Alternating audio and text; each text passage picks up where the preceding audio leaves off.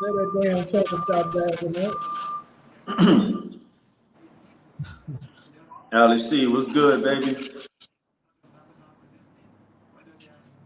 Nephew, good afternoon. Y'all know I love the comment section.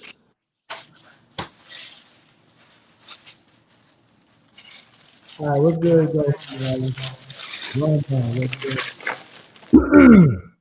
Grand Man, there you go. I got a question though, and this is just general for anybody that's traveling too.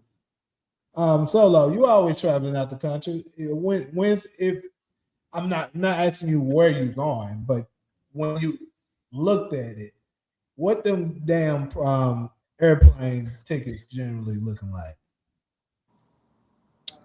I missed all of that. I'm sorry. Oh, I was saying that you don't have to say where you're going and like that, but like for your next trip that you're going flight, what them damn prices look like? As far as like tickets, Yeah. well, you know, my next trip already paid for. Mm. Okay, but like where did you pay for it? Though? Let me ask that then. I paid for it in January. Okay, yeah, Wow. see, that's different. Yeah, it That's was different. before the war. Like, yeah, So, do you the have good trip another was. one coming up that you may have been looking at? See, I got Ghana. The only flight I'm missing for this year is Ghana, and I would probably say it has increased like $600-700 for my hotel and my flight together. And the reason why this increased is because the flights have increased. I was thinking, hold on, so 600 for the ticket?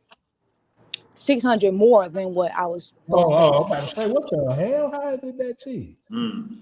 hmm So my If it's flight the to Ghana is flights, usually like 1,500. Like right okay, now, that's it's like about two. what I'm right, yeah. So I gotta go to Memphis this weekend. Bruh, it's almost $1,000 to go to Memphis. Hell yeah, I bought a flight to Memphis before the war, and my shit was like 300. Bruh, I'm talking about $900 I'm looking at. I'm like, bro, this is Hell no, I wouldn't dare pay that to go to Memphis. $900 for a flight to yeah, Memphis. yeah. Yeah, nah. I haven't bought my Ghana flight because I'm not paying it. I want shit to go back down. Well, yeah, it's for a funeral though. That's the only reason why. Your ass better get on the road. Oh, I trust me, I'm thinking about it. wow. Like, bro, that is ridiculous. But the That only yeah, I thing, wouldn't dare spend $1,000 to go to fucking Memphis. Hell no. the only thing is, if I was to drive, I would have to leave tomorrow morning to make it.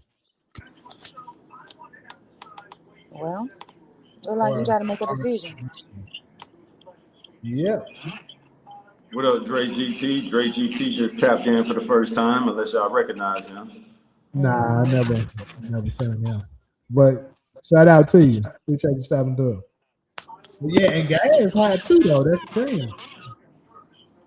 Gas sure went up again, and UPS about to start charging extra due to fuel. That's from our nephew Ghosted.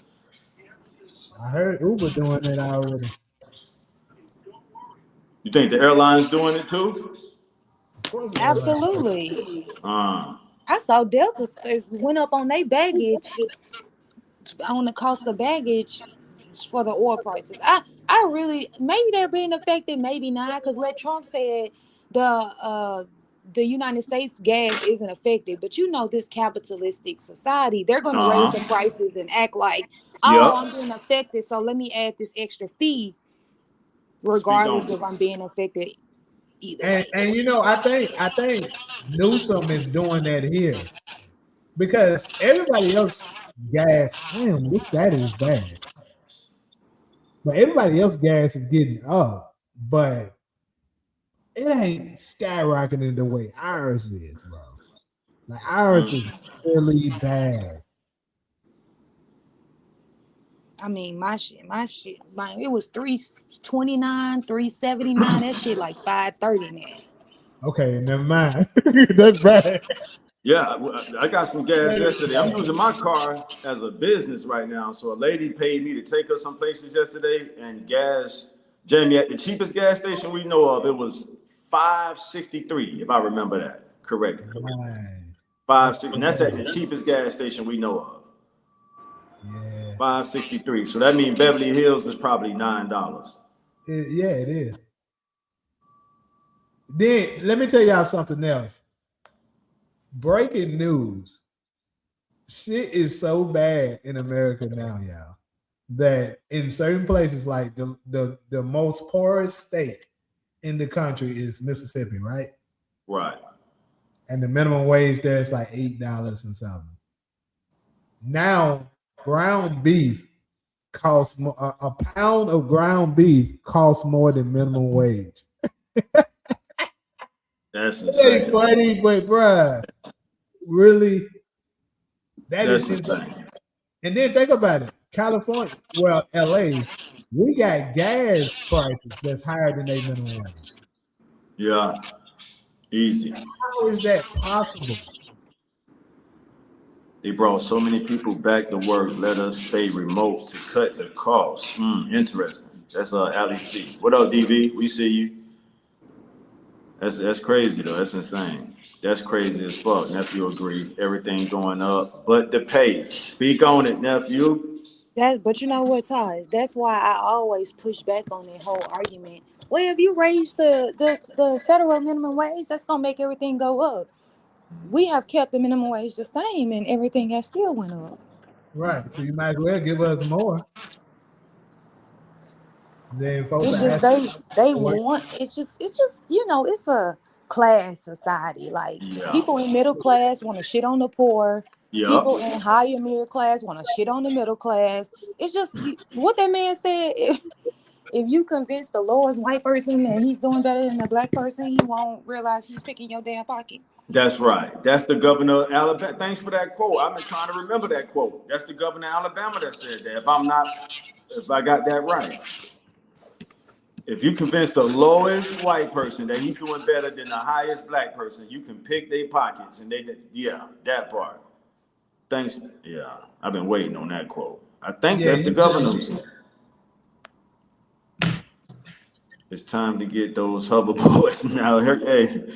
Hey, look here. With no shame in my game, I hop on that metro train and do my thing. Y'all know I used to rap in my 20s. So, and I get the workout. My car was down for like 3 months. So I was walking to the train and stuff, and my heart started feeling better from all that walking. So when I got my car back, I kept walking. I only drive when it's very necessary, and I use whatever I got to do throughout the day as exercise for heart health. I need to start doing that because I don't exercise nearly as much as I used to. Because I like a major part of my cardio used to come from basketball. I don't play no more, so Uh huh. I rarely get that in like that. Every once in a while, I may go to the treadmill or something like that, or a walk, but the walks never be really long. But I listen, and I think walking is the best form of cardio because it's a natural. When you go to the gym, that's intense. Even basketball is sort of intense. Walking is like a natural form of cardio Matter where of you're fact, not really. hoop today. I might go, man, I'm going to hoop today. I'm finding something. That's my gym. Going to Whole Foods on the train, going wherever I need to go. You got to walk to the train station, walk home, and then when like yesterday, I was all over town. So, I pulled the car out. So I'm not doing it to be cheap. I'm serving two purposes. I'm getting my cardio in. Gas is high as hell. You say, can we write gas off as a tax write off? Yeah, for certain stuff, like say, if whatever it is your job is requiring you to, use that, a lot, yeah, it can be written out because you can write it out for like when you got to take, plane trips and stuff. Alice C say horses sound good about now too. Grandmain came back. What up, Alice C? We got to get them 10,000 steps daily. That's what I'm talking about, homie. Let's get an A. My people, I'm gonna talk to my people first. Swallow that pride. Let's get out there and use that as we all got cars, we all got whips, we all got transport. Let's use this for our cardio. I'm with you, Grandman. I don't know if I'm getting 10,000 in daily, but and if the people who got the fly cars start doing it, it's gonna become a trend. Like, we know that nigga drive a Benz. Why the fuck is he out here walking? And it's good for our health. That's it. I'm off. I'm done with the TED talk. When I was in Memphis, when none of us had to shape. I'm talking about we walked everywhere. We can have beef with somebody on a whole new different side of the hood. How we gonna get there? We by the mob. We a mob. I'm serious, bro. Hey. We'll be like 25 deep. Wow. And we a mob all the way over like 40, 50, sometimes an hour away. Walk over there to their side of the hood to fight them. Wow. Mob deep. I heard that. Yeah, supposed to be like, what? God damn, where all y'all niggas going? Yeah. Hey, squad up, mob deep. I hear you. Shit. What up, OI? OI done tapped in early today. What's going on in Greece? Yeah, that sounds familiar, Jay. Hey, G-Man could relate, Jamie. You know, he's straight out of Memphis. They probably, he ain't that far away. They probably do it there too. I'm telling you. G-Man say, yeah, that sounds familiar, Jay. Yep. Ankle Express. I was gonna catch that other one, Ali. You put that up. You said yes. Ali. All of us, black men and black women, and everybody else. You know, I got to start my community first. We need to get out there, especially you in my age group. You Generation X and older. Let's get our ass out there and get these steps in. We'll give y'all a break for right now, millennial generation. Nah, we need to get them too. Yeah. Generation X need to get out there. Generation X is getting hit hard. Our Generation X, because Generation X go from 70 to I think 85, 1970 to 85. Might be all the 80 babies. So let's say the 70s and the 80s. We getting hit hard, y'all. Y'all know it. I know that. Not even from violence, not even from violent death, just natural causes, heart attacks, strokes. So we need to get out there.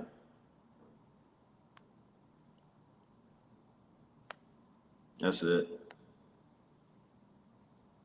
All right, Ankle Express. I like that lingo, Ali C. Ankle Express. These new kids don't know, but they'll learn from us, Ali C. If we get out there, be sweaty and musty.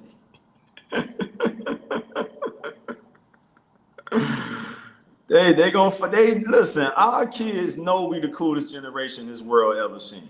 The hip hop generation is the coolest generation this world ever seen. If our kids see us out there, they see Unc and Auntie them out there walking, and they know we got cars, and we just walk into the grocery store. I told a family member, I'm gonna say this and shut up. I know a family member who would just walk around the block like 6-7 times. I say, bro, why don't you just walk to the grocery store? And I ain't trying to influence your lifestyle, but at least you serving two purposes at one time. So that you walk to the grocery store, get what you need, and then by the time you come back, it's equivalent to the 6-7 laps you walking around the block. And I just put that out there. I was like, that's what I do. I catch the train to different locations. And that's it. I'm back quiet, y'all. All right, so I'm gonna go ahead and jump into this first topic. I seen this I seen this video where it was this it was a nice young lady. I watch her stuff here and there when I stumble across it. And basically it was this one lady that's claiming that, most men are predators with,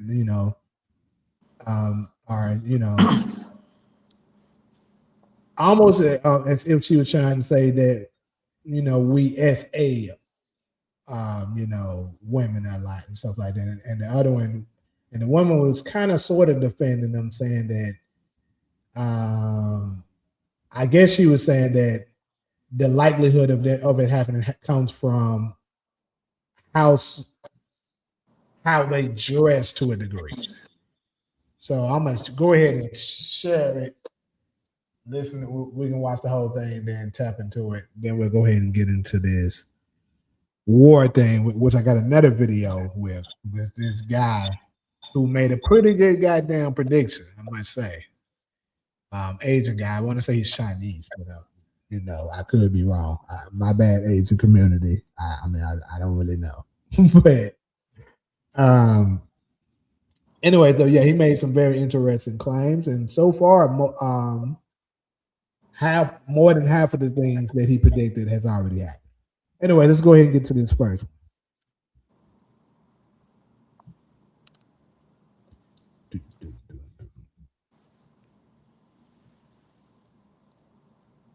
All these women are going to these places with a whole ass chicks and coochie lip out on the furniture in front of children. Shamika, what is the percentages of women that say no to men and get unalived? That is the question. If you cannot answer that question, don't say shit. If a nigga It's a little low. If the percentages were that high, the women would not be walking around with their asses out. If the men were really that big of predators and they were so scary because they were gonna harm us and do bad things to us, then y'all wouldn't be walking around in front of it. That's like getting in, jumping in the lion's den with some meat. Now, why would y'all be around the predators in front of the predators? Am I the only one that can't hear that?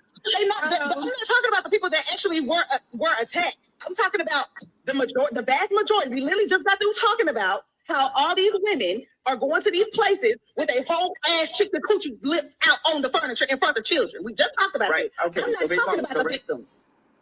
So can I ask this question? I'm saying, why would you set yourself up in front of predators? Sure. All right, so that means you agree about what Tokyo said, that they put themselves in that predicament, because if they was not outside, no, everybody don't put them, everybody don't. No, you can be close. Everybody don't put themselves in that predicament. That's not what I'm saying. But what I'm saying is that if the men are so scary, why would you want to? No, we never victim blame when it comes to women. Because hold on. Do you know why y'all even think like that? Because y'all inferior to men. But we're gonna blame everybody. You have to take accountability, nigga. Bring back shame. You weird ass bitches do weird shit. And it's only hold on. Wait a minute. Somebody said that I was slow. First of all, what's slow is walking around the niggas that's gonna grape you and with your whole team telling them to grape you. That's dumb. they just slow. What? You gonna go around the predators and be like, yeah, he's gonna touch my baby mama, right? But one thing with your whole ass down. I mean, that is slow. It don't give them the right to touch you, but why would you even be there? We're doing that in front of him. Some girls, one thing is, if that percentage is so low, most women speak from the exception rule. The minority doesn't make a rule for the majority. There's majority of women out here butt ass naked. You go to spring break, butt naked. You go to the club, butt naked. You go to a fucking brunch, butt naked. These bitches is butt naked. Niggas is not fucking scary if you out here butt ass naked, nigga. Shut the fuck up, bro. Y'all bitches be making every excuse for bullshit. And that's my issue. Y'all make every excuse to where women can do what the fuck they want, but there's no consequences. No, there are consequences to every situation that you do, bro. Every choice you make, there's a reaction to that. Duh. What the fuck are you going outside if you so scared of niggas butt naked for? Okay, I ain't gonna lie. I didn't listen to the whole thing of that. I didn't know it was gonna go that far in language, strong in language. But hey, pretty much, it was a feminist woman that was making a claim that majority of the men nowadays are predators because they're always harassing or sometimes even, SAing a woman. And I guess the brother and one of the sisters were claiming that you're putting yourself in the position to do that. And I think the same thing can be said with the brothers. That's what it'd be equivalent to us with that would be us got a lot of, let's say you got a lot of jewelry on, you got a nice watch, You know, you flexing and stuff like that, designer clothes, driving a very expensive car and all that. And then you go into the hood where you know niggas that will rob you. That's like you having a $500,000 on you. You got a nice uh a nice Rolex on, super expensive clothes and stuff like that. And pull up in a Ferrari, and you go to South Memphis where you know Pooh Shiesty and his crew is there. And then you complain and like, man, all they do is rob people. All niggas do is rob people.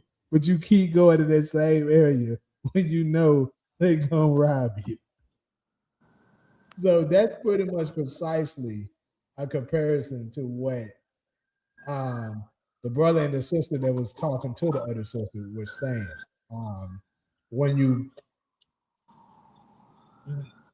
put yourself in a situation where you're always dressing provocatively, you're increasing your chance of a man that thinks like that to come after you. Don't make it right. We know that. But I think I honestly do believe that's a small percentage of dudes. But what do y'all think? I'm glad you left off with that comment that it's a small percentage of dudes, because watching that video, it made me proud of the part of the country I grew up in, and it makes me proud of the city I live in right now. So from South Florida to Southern California, let's start with South Florida. A highly sexualized city. Like the strip club culture is just what we grew up around. And you were looked at as a weirdo, a lame, if you couldn't contain yourself around women that dress. It was just the way we came up. I don't expect other cities to be like this, but we grew up around those type of chicks. So if you couldn't control yourself around them, we could be in the hood on a block. I'm gonna shout certain blocks out: Foster Road and Hollandale, First Street and Danny, Money Corner and Liberia, 56 Ave and Carver Ranches. And if you couldn't contain yourself around a woman who was just choosing to express her fashion, which is her First Amendment right, you was looked at as a mentally weak person. I don't expect this to be every city's mentality. I'm only gonna focus on the places I live in and I love. LA is the same way. So when I lived in the Valley, North Hollywood, that's like the dance capital and I ain't talking strippers now. Now I'm talking about women who just want to learn how to dance and they go to these academies.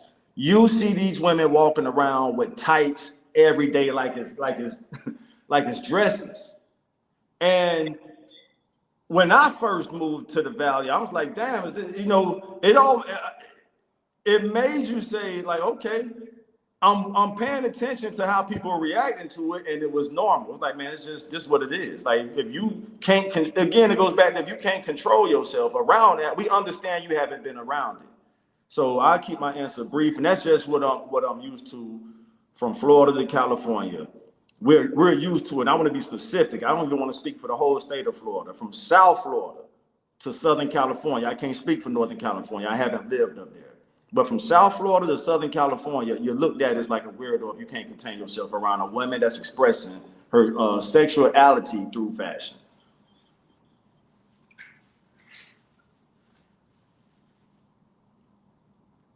Well, I'm gonna give her a chance to respond. I do have a little bit more to add to it. Go ahead.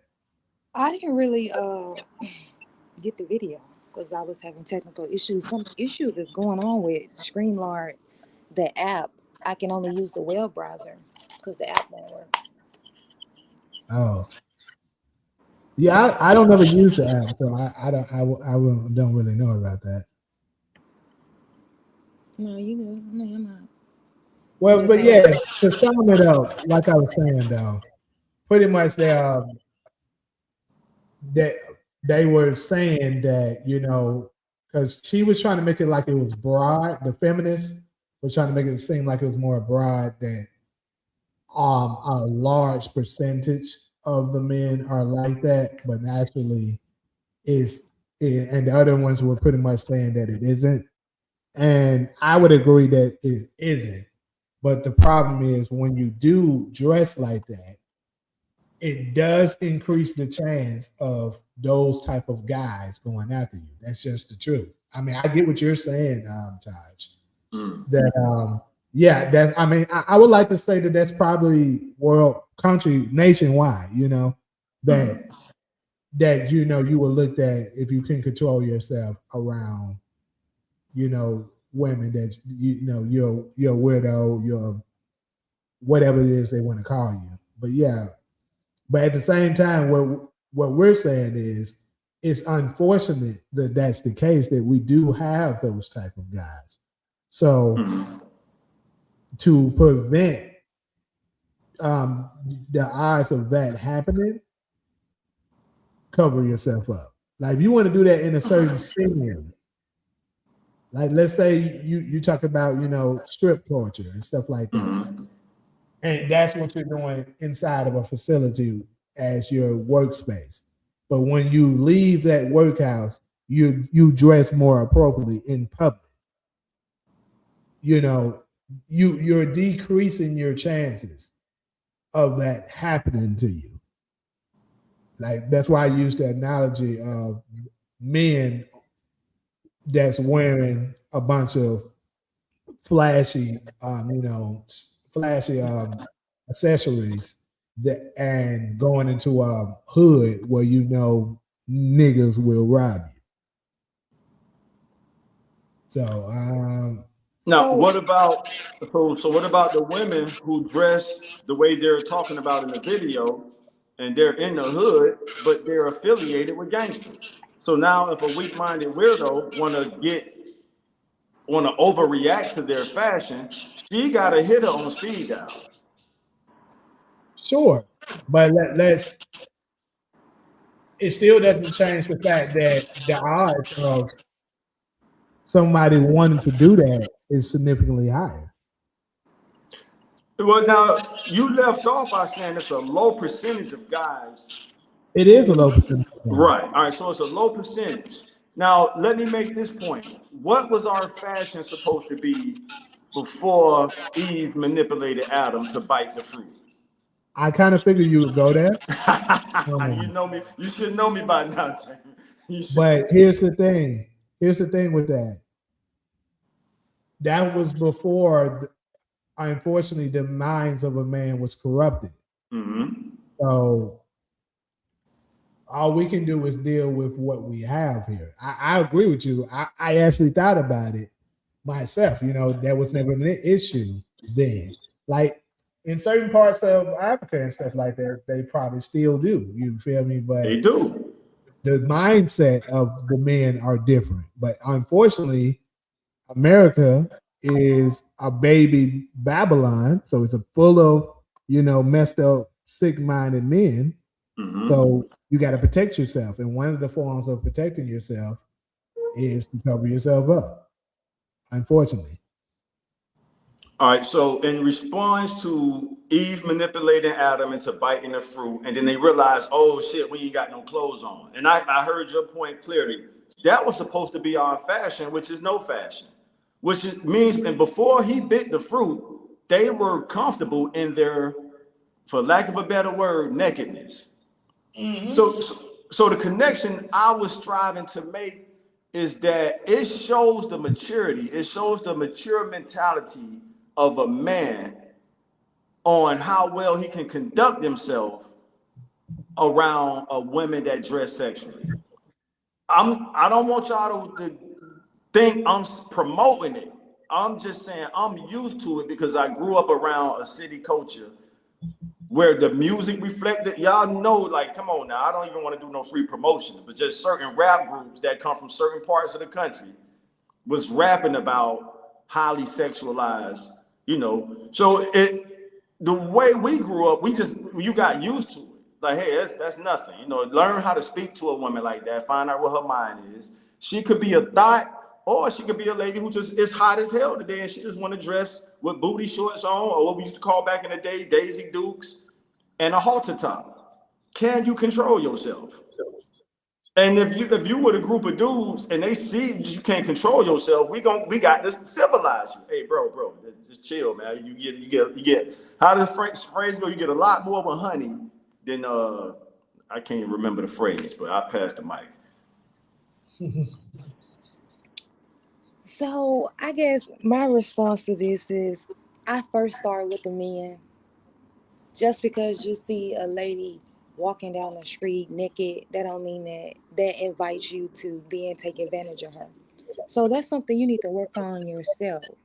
Men need to hold other men accountable, just like Tar said about them. Because I think that even the mere thought, like you may have uh, a small amount of men that's bold enough to act on it, but then you have men who think about it or think about causing harm, not even just sexually, but just physically force against women when they're doing something that they don't like or maybe something they do like.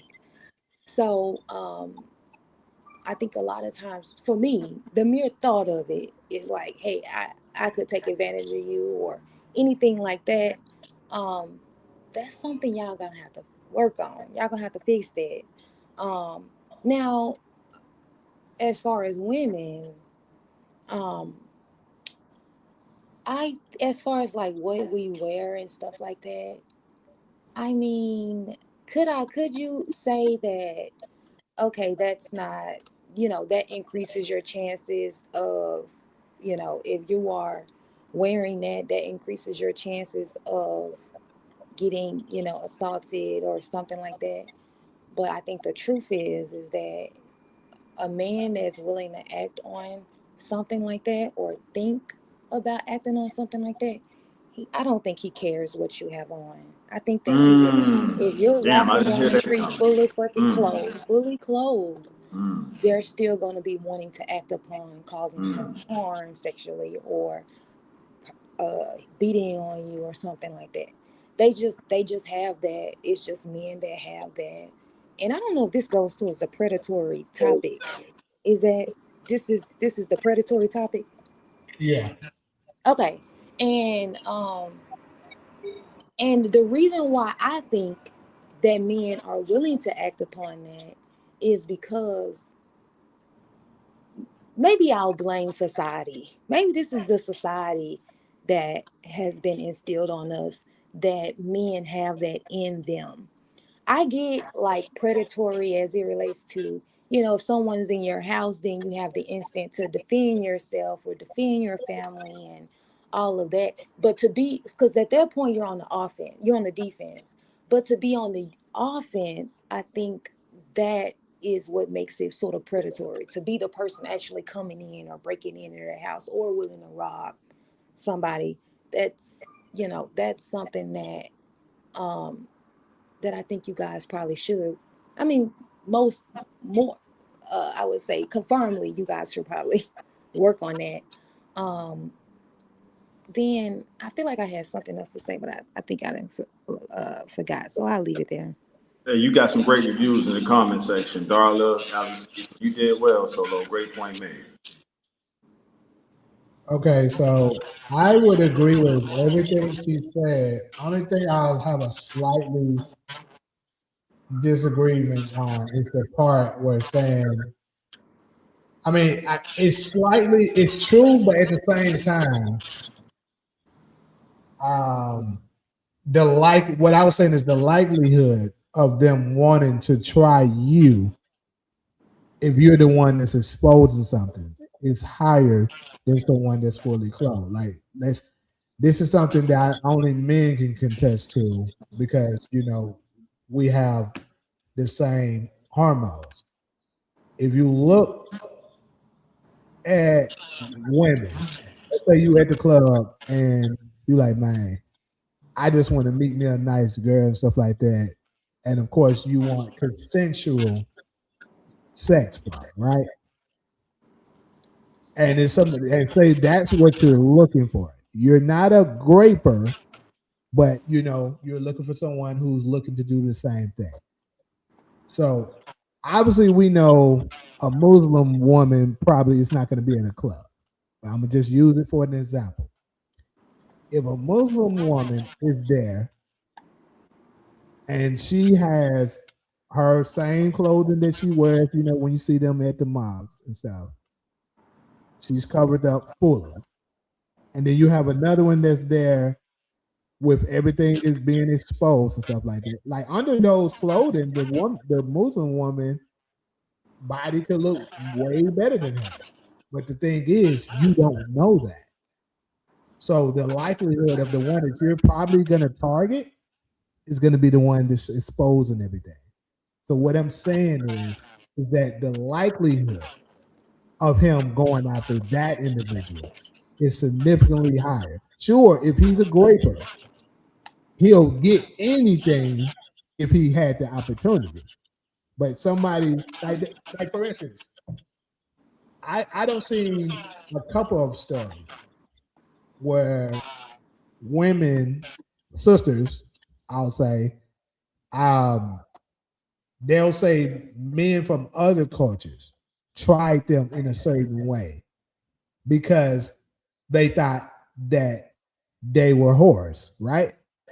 Why do they think that? Because of the exposing culture. That's what it is. You're way more men. That's just how a lot of men's mind automatically operate. If you're showing all of that, you're gonna think she's a whore before someone that's fully covered. Now, I think all guys can agree with me when I say that. Yeah. I'll go first. Yeah. I fully agree with that part that you just said. Yeah. And Jamie, going back to our experience when we went to the temple a couple Sundays ago, like just growing up, I've always known that from them. So when you were speaking, I'm like, that's exactly what the nation taught us. Like the reason when you go to their service on Sunday, they separate the men from the women precisely for that reason. And so you could fully focus on what the message is. So I couldn't disagree with you if I wanted to. I would be contradicting myself to disagree with that part you just said right there. You know, so when you go into like a black church, you can sit where you want to sit. I'm not saying either way is right or wrong. I'm saying either way is how they conduct their service. You go inside of a black church, you can sit where you want to sit. You go inside of a nation temple, they separate the men and the women precisely for that point you just made. So to each his own. Like one thing I can say, I can hold my head on. I'm not looking at my mama like that, but I'm just saying my mama, my entire life, you know, my mama, she wore dresses and skirts. I've never seen my mama ever wear anything close to exposing herself before. So I mean, I would hope so. How old your mama? I'm talking about even when she was younger. But she had kids by now. A few kids by now. That don't mean nothing to these women today. I know women with 5 kids that still do it. But I mean, of course not today. But if we're comparing her to women back then, yeah, that's what I'm saying. Today. So my point that I was making was that I think a lot of times, of course, the age has increased, I would say, than back then, but it's usually like your 20s, like where you're dressing, you know, provocatively. And then now I think in these days, it's probably grown, it's probably increased to maybe 30, 35. But like, I don't know no 40s that 35 and up is dressing provocatively. Because they all had kids, they all grew up. That's right. I mean, you know, somebody 50 dressing hoish. 40s. I don't know about 50.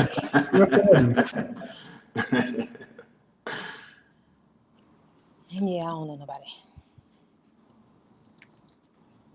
All right, if y'all ready, we can do a comment section commercial break. We got some good comments if y'all ready for that. Yeah, let's go ahead and go through the comments. All right, let's see. We'll start. Let me see. I got to scroll up some. This is the Thirst Trap Era. That's DV. G-Man. I'm going to start with G-Man. Kind of remember that phrase I was trying to say earlier. Yeah. You see it? Yeah, I saw that. He says it's better to kiss bees with honey instead of sugar or something. Right. Yeah, Yeah, that's he's it. referencing with the ones that's exposing each other is easier. Right. Okay, so damn, I don't even see that because I want to give it as right. Hot damn. Yeah, I saw it, but you was All right. talking. Somebody was talking when it was going on, so I didn't address it right away. Okay. Yeah, they've been going in because I'm still scrolling. Yeah, that's okay. I'm way too You far. know what? That shit must be working. I mean, if you gotta address, it gotta be working because women wouldn't do it if that shit wasn't working to catch a man. You dress Right. hood. That shit gotta be working. They Yeah, it's gotta be let working. y'all. Just It's saying. working. I mean, it is provocative, but we're not. If you look into what Darla made a great point, like it really, Darla agreed with the point you made, Solo. I'm trying to. Let me just start from the bottom. All right. Catch more flies with honey than vinegar. That's a different way to say it, but that's Darla again. Ali C. What's the 90 rule? Yeah, I don't know what that is. 40s for sure. G Main agreed with Jamie on 40s for sure. Yes, the 40 plus is competing with the young girls for sure. That's Yeah, Ali they C. do. Yes, the 40 plus is competing with the young girls for sure. Most mothers our age are modest, but women today doesn't have the same value. That's a fact, G man. I agree with that. If it ain't a fact, it's the closest thing to it. What's good, nephew Ghostin? That's from Stephen Harris. Do y'all agree with the 90 rule? You gotta let us know what that is, DV. Modest dressing has been lost from Ali C. Stephen Harrison was good to Ali C. Stephen Harris, okay, let me get past. What else, SG? I meant to say was up to you anyway, so I'll take advantage of that. He alt girls simping, just Jane, you gotta clean that up a little bit. It's hard to. You ain't going to meet a nice girl at the club. All right, so that's from James Cumberson. DV, I read like three more. We get back to the show. DV, we have this single mother walking around these boys with less clothes on, and the boys be touching their mothers non-sexually. So they feel that they could touch women the same way. That's interesting. Anybody want to respond to that? Hold on, who said that? Darla, well, that wasn't Darla. DV said that. And then Darla, I was looking for this one solo. Darla said, I agree with Solo. The intent is there no matter what a woman has on. That's meditation worthy right there. You catch this what I wrote, this where I wanted to start from G Man saying you catch more flies with honey than sugar. Yeah, so Yeah. Coochie cutters. You remember that, Alice C? We from the same generation for real. You remember them I don't coochie know what that cutters? is. I seen her say it, but I don't know what that is. What is Bro, that? that's a 90s thing then. The coochie cutters are like the black way of saying Daisy Dukes. Because Daisy Dukes really come from the Oh, Dukes of Hazzard show. And okay. y'all I got heard remember Daisy they Duke before. I huh? heard of that. Yeah, so Daisy Dukes was the lingo before coochie cutters. Oh, But okay. Daisy Dukes come from what's that? What's her the lady name? She was tough too. That lady, the white lady from the Dukes of Hazzard show, something Duke. It was because they all had the last name Duke. But anyway, she would always. That's a good show to start with because she would wear short shorts or what we ended up calling Daisy Dukes. But she had two brothers that weren't playing. So she could dress like that, a white lady in the South, and ain't nobody gonna look at her with no graping eyes because they knew she had brothers that gave her the freedom to express her fashion. That's the point I was making earlier. And Daisy Duke, that was her name. Daisy Duke was dressing like that because she was in the hot ass South. Y'all know how hot it is down south? I think Yeah, Dukes of Hazzard took place in Georgia, Alabama, one of those southern states. So but see you saying the brothers thing though, that's confirmation though. The fact that you said the brothers weren't playing, like I don't know the right. show, but the fact that they knew that they had to be there to make sure nobody didn't try that because she was dressing like that proves my point. All right, fair enough. But which one trumps in society? So if what I'm saying is, bro, let me share this memory with y'all. It's a bit off topic, but this is what broke me out of homophobia. Growing up in South Florida, gay people have gangster cousins too. So you could be homophobic towards a gay person. All you want, that gay person got a hitter on speed dial. That's their cousin. Hey, these niggas over here fucking with the gay person because and they don't know the gay person got a gangster ass cousin. hey man, leave my cousin the fuck alone. My cousin want to be gay, let my cousin be gay. What's y'all problem with that? So growing up where I grew up, homophobia got wiped out real quick. Because we understood, yeah, bro, leave that person alone. You don't know who that person related to. Go mess with that person because they gay if you want to and find out who their family is. You see what I'm saying, James? So now I'm connecting that back to the Daisy Duke thing. In that society, go try to grape Daisy Duke if you want to. Her brother's gonna spin the block at 10 o'clock morning or night, day or night. I would do. And exactly. So the main point I'm making, Jamie, is once that mentality is set in a society, see, every city ain't the same. So wherever Daisy Duke was from, it was known. So if it's known for her, for their sister, it makes a person with that mindset Solo and Darla is agreeing on think twice. Because now you thinking, well, damn, what if that chick, who I don't know if she got brothers or not, and that's all we're striving to do is deter those negative thoughts. You see, and then it becomes normal. Hey, our women can dress how they want to dress, and they're going to be protected. As Solo, and I'm not simping for Solo on this. I would have said this before Solo made her point. It raises the mentality of the men in the society. And so I appreciate y'all letting me get the homophobic stuff out. Because, bro, we learned that real early. We used to go to a club called Pac Jam in Miami. And where I was from, we would pick on the gay people. When we started going down to that club and we realized, bro, you can get took out for that because that gay person is the cousin of somebody who's a known hit around here. So go pick on them if you want to and watch what happens. And then we had to learn, hey, bro, I'm going to say this and I'm back quiet. My understanding of the definition of liberal is live, y'all know the rest, and let live. If you don't like that person's lifestyle, stay away from them. It's simple.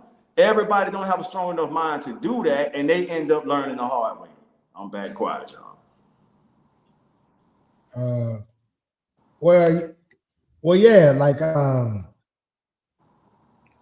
as far as back to the reference with the catching more bees with honey than sugar. See, like as far as dressing, that's why I'm saying if you're gonna dress like that, do it more in the facility that where you're going to. Like, let's say you got a nice dress on that's kind of exposing, right? Wear you a nice jacket or whatever that's covering it up, and then when you get inside or whatever, you can maybe take it out. That's if you're not walking up with your man. If you're walking up with your man, the likelihood of a one of them to try to approach you is super low, anyways. But let's say you're going out on a date and you're meeting the guy there. Cover it up until you get to the area.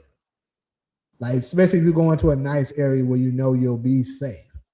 And you can have it there. I'm just saying, in the opening and stuff like that, these creeps that's looking for that. Because let's be real, a lot of the creeps and stuff, if you're in certain sophisticated areas, they're not there anyway, more than likely. Not saying they can't be there, but the odds of it is not as high.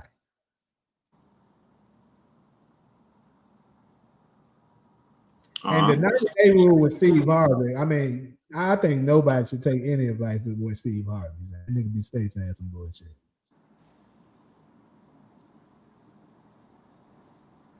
When it comes to relationships, I'll say. I think he's great at being a motivational speaker. I'll give him that. Like, as far as like life skills and stuff like that, being motivating you to be the greatest at whatever it is that God has put you here on earth for. He's really good at that.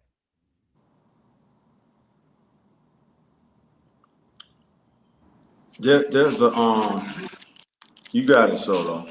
Oh, I was just gonna say something really quick. My thing would be, men, if you can't have sex with her with her consent, and you think and you wanna force yourself into that situation, you need to go get help.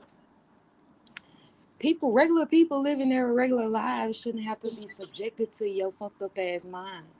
So you need to go get help. If you can't control yourself, your ass need to be put in a jail, locked up, away from the general public, when you think about forcing yourself sexually on someone? I agree. So Well, yeah, it's the creeps. The creeps are one and the same, whether in upscale area or poor area. That's a point somebody made. Darla, Google it to be sure. It is catch more flies with honey than vinegar, meaning you will get along better if you're nicer versus being hostile.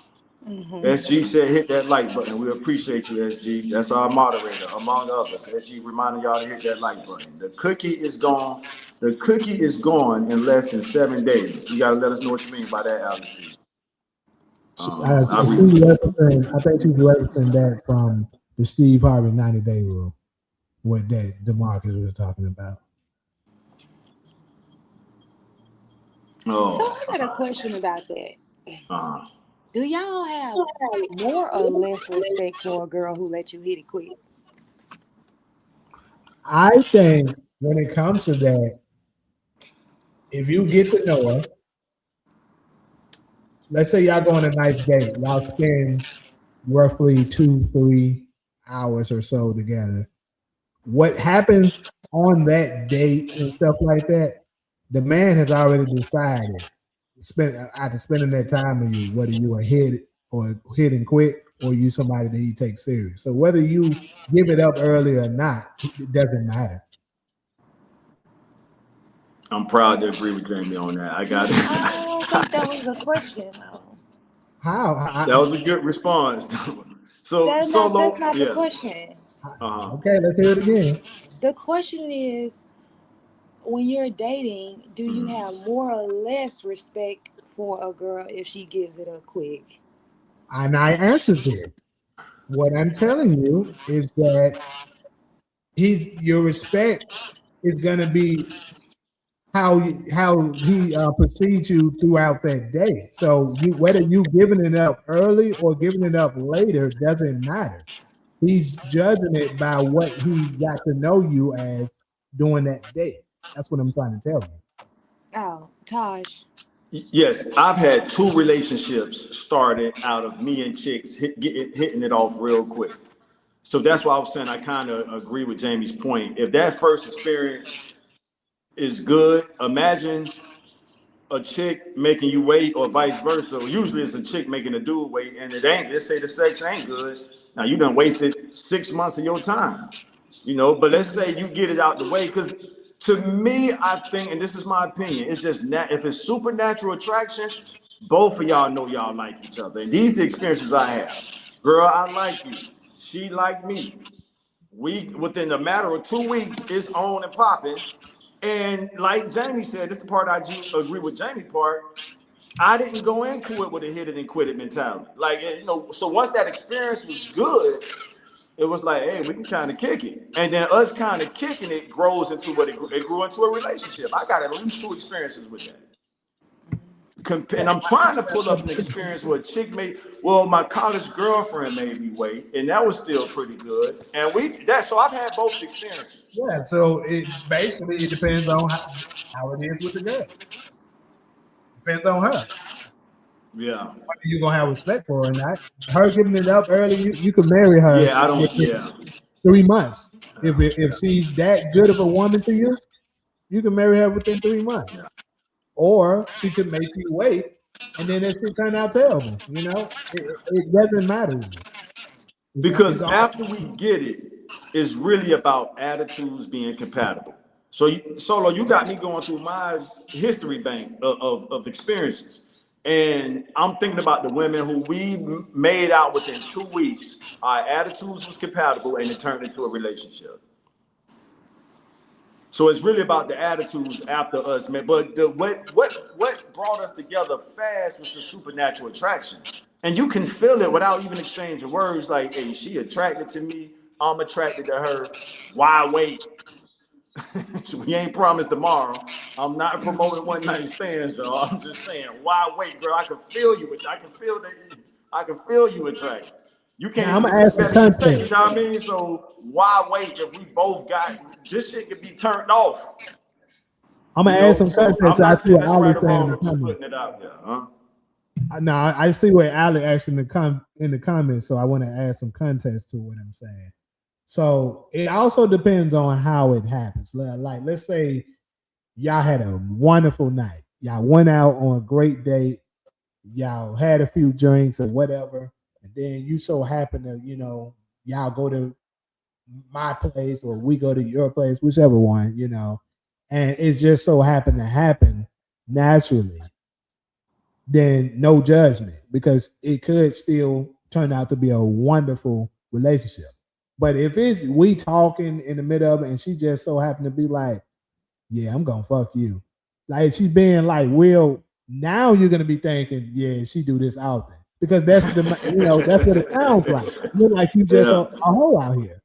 But if you just had a great night and it just so happened to naturally come, you're not thinking that. What up, Australia? Keep going, Jamie. You cooking right now. You got somebody in from Philip from Australia. Thanks for coming I through. remember him. He been in here before. All right. Shout out to you, Phil. Shout out to DeMarcus. He's had the super chat. He said we can't forget that studs are graping females too with their twisted, twisted Oh, I way didn't of know thinking. that. I didn't No, know that's that happening. exists. That's definitely happening. I know a terrible Oh, story. snap. Good point, then. Terrible Yeah, I didn't know that was a thing. of a stud doing I something. respect women that We go for what they want in life. Problem is, how many times does it happen? Good point, G man. true, and and Yeah. and see, I think if it's natural, if she just it just naturally happened, she's not gonna do it that many times anyway because Right. like Good point, you Jamie. know natural stuff don't happen like that. Right. Great point. So from Jane to G Main, let me read the comment again. I respect women that go for what they want in life. Problem is, how many times does it happen? So let me say this, G Main. If she follows what your comment said and the dude dip out, I think that's the angle Solo, and I'm not gonna speak for Solo. So if the dude dip out, how is that the chick's fault? Like she went into it with good intentions. Like, damn, she gave it up because she thought it was gonna be a thing. If the nigga, hit it and quit it, she read that dude wrong. And I'm speaking from experience. Y'all got me going through my memory bank. I'm speaking from I wasn't that guy. Like if that first experience was good, we stuck around for at least 6 months. And if things just got old and it was time to move on, then hey, like James said, the supernatural attraction brought us together. Things get old, y'all. We get tired of people just like we get tired of anything else. When you first wanted that car, you was busting your ass, hustling hard to get that car. You drove that car for a year, you tired of that shit. You ready to get something else. I hate to compare humans to the material stuff, but I'm just saying in general, people do get tired of each other. What's the other phrase? We grow apart. But from experience, I've had at least 2 relationships that started from a quick sexual interaction, and we stayed together. And I had no judgment. As G-Man said, I was proud that she was confident I'm in gonna her tell you right sexuality. now. Like huh? I'm sorry, Ali. I'm gonna tell you right now. If they say that I don't do this often, I think she lying. I'm gonna be honest with you. Because the ones that it just naturally happen like that, they don't even mention that shit like that. I think she lying because, bruh, every last one girl that I've ever been with that said some shit like that, they got history, bro. So this is me speaking for myself. I think they lying. All right, so Solo, you got something to say before I read these next comments? She just fell out. I'm guessing she has some kind of connection issue. But All right. Philip say I've got 3 sisters and they've had some bad relationships. Some of the guys were really nice guys, but Philip, you're not letting us know if you probably don't know this, Philip. Whether your sisters was it a quick? Did they hit it off real quick? Did they hook up and hit it off real quick, or your sisters made them wait? I don't know if they opened up and shared that with you. Back to G-Man. Hold on, G-Man, because I wanted to scroll up and get a few other ones in. But you on point today. If you see any, Jamie, you jump in before me. But I'm trying to. You would judge her. That's Ali C talking to somebody. Casual dating. This from Stephen Harris. Casual dating. A first date is often used to test chemistry such as coffee, a walk, or dinner. Absolutely. And if that chemistry is strong, what are we waiting on? Yeah. I agree. The person is to test the chemistry and stuff like that. Yeah. I think You know how many chicks I've heard say they know within the matter, I can't remember if it's seconds or minutes, whether they gonna let a dude hit it or not. I've heard, I can't count how that's many why I be chicks saying the 3. That's why I be talking about the 3-date rule, because they know already. Right. It may take them a little longer after the first date, possibly the second. After that third, bro, they know. At this point, they got you saved in their phone as lunch nigga. Right, lunch guy, lunch dude. Exactly. Restaurant friend or some shit. Yeah. Exactly. Restaurant friend. That's what I call when I want to go to a new restaurant she just passed by. Right. Yeah, they know what they be doing.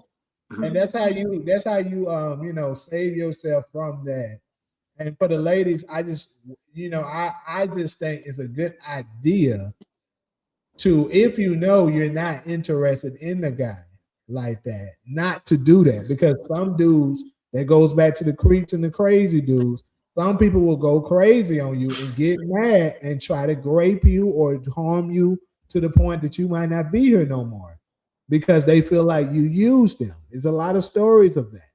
So you got to be careful. If you know you don't have intentions of going and taking that guy serious, do not let him take you on a date. Right, so let me go to Grand Man, and I'm gonna scroll back up. I can, because this is an honest comment, Grand Man. We appreciate you. This is, remember, podcast therapy, bro. We getting this shit out. I can admit from my experience, when I got it the first night, I was young-minded and on some player shit. That part, but I be thinking about my first nighters sometimes. So when you thinking about them, and I ain't trying to read your mind, you like, damn, what if I would have gave them a chance? So you was on some player shit. Not, we don't know if they probably wanted to rock with you. But thanks for sharing that. Like, dang, they gave it up to Grand Man because they thought you was gonna stick with them. But you can't blame them now. I think Monique said it best. We'll give Monique some promo. Monique said her husband told her, "Baby, you ain't no hoe. You just got some friendly pussy. You giving it up to these niggas." You giving up this? Monique's husband told her that. Monique's husband told her that. You said Monique's cousin? Husband. Oh, yeah, Monique's husband told her that. She said that to the whole world, so I can repeat it. Yeah. If I remember correctly, Monique was opening up to her husband, basically asking her husband, does he look at her like a hoe because she's been with so many dudes? And her husband, in my opinion, gave her a great, intelligent response. Baby, you just had some friends. You thought these dudes were gonna stick with you. You wanted some affection. That's all they wanted was a nut, and hey. All right, spot on. So I understood that correctly. Coming from G Main. All right. So where we at with it, Jane? I mean, if we ain't got nothing else to push on it, we can go ahead and go to the next topic. All right, Ali C, my grandparent told us don't use people money because they will harm you after. Yeah, people don't like being played, y'all. And motherfuckers want to get their lick back. That blunt intensifies the experience. Yeah, it lowers that blunt alcohol does lower the That stud situation. I'll tell that story real quick. It's very unfortunate. Right? It was this girl that I know. She liked men, and she had her little experience, I guess, where now this is I don't know for sure if that was exactly her train of thoughts, but she liked dudes and stuff too. I actually tried to take her out, you know what I'm saying? She was a very nice looking girl. And it just our paths didn't cross at the right time for us to end up doing it. But enough of me. The point is she ended up getting involved with this stud. And that girl went crazy. Like she was crazy over her. And she didn't want to go there, with her no more and stuff like that. And she started sending her a bunch of messages and stuff telling her that, I'm gonna be your last, you ain't nobody else gonna have you and stuff like that. A bunch of red flags type stuff. And and pretty much was trying to force, got to the point where she was trying to force herself up on her, and she had to get a restraining order or something like that. And but she wasn't taking it as serious because I think to a degree, she probably still liked her to a degree. You feel me? Yeah. But fortunately, long story short, this crazy psycho went to that young lady's house and unalived her in front of her 3 kids. Damn. So yeah, them studs be capable of the same stuff. And it could have been to a degree because she felt like she got used. I don't know. But what I'm saying is that's why it's just not a good idea. Because you just never know how these people will react. Right. Especially after being played. Yeah. Yeah. Ali C asked the question. I think you read this already, Jamie, but I do want to respond to this before we move on. So if she says, I don't do this often, y'all believe her. Let me use Lil Wayne's song. Y'all remember Lil Wayne? I don't believe it. I already answered it. Huh?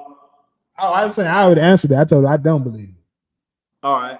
I just want to use Lil Wayne's song. Y'all remember Lil Wayne's song? I don't think it was a big hit, but it was on one of his mixtapes. Prostitute Flange. And the hook chorus go, I don't care if you's a prostitute and you effed every dude that you ever knew, girl. What the hell they got to do with you and me, baby? As long as you keep it real. He letting the chick know, I don't give a damn who. The concern is that water clean? I can get past all the dudes you that smash. Is that water clean? Is that jacuzzi clean? And that's pretty much what the song, if y'all remember that song, I think it's called Prostitute Flange. I'm not promoting niggas, although one of my favorite phrases is the hoes gonna win. I'm not promoting that niggas go out there and get them a prostitute. But in that song, Weezy is pretty much telling us, he telling the women, he don't give a damn who you been with. Yeah. It's like Moneybag said. He don't give a damn. It's my time. It's my time. It's my turn. Right. I heard that. What's Solo? Like I said, I think she got them technical difficulties. And she fell off again. All right, Grant. I sung those. So G-Main know that song I'm talking about. I sung those lyrics to a high school freak and still didn't crack bonds. Damn, but you know that song though. I can't remember the hook 100%. Webby said that too. It don't even much matter who you been with before, for real. Yeah. The only concern is that jacuzzi clean. That's it. Long as that, yeah. And is it done? Kevin Samuels said this too, famously. He said that, men generally, we don't care who you've been with. What we care about is, like you said, is she clean? And is whatever it is that you was doing in the past, is it done? Is it done? I don't want you doing that shit actively while you with me. Right. Great add-on. Thanks for sharing that. And shout out to Kevin Samuels, bro. We should have been, I think we mentioned him before on this show, but we gotta, it's on you, Jamie. It's your show, but I would love to include some of his clips because I think that brother made a great contribution. Yeah, definitely got to start doing it. Well, and then I think it can help shed light in a different perspective for the ones that hated that nigga guts so much, to let you know, bro, it wasn't what the media portrayed him to be. Right. And his content is aging very well. That's how you know he was spot on.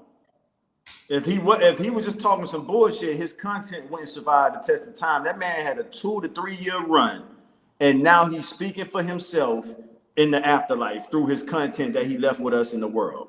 Agree with the stuff you like, or disagree with the stuff you don't, and who to each his own.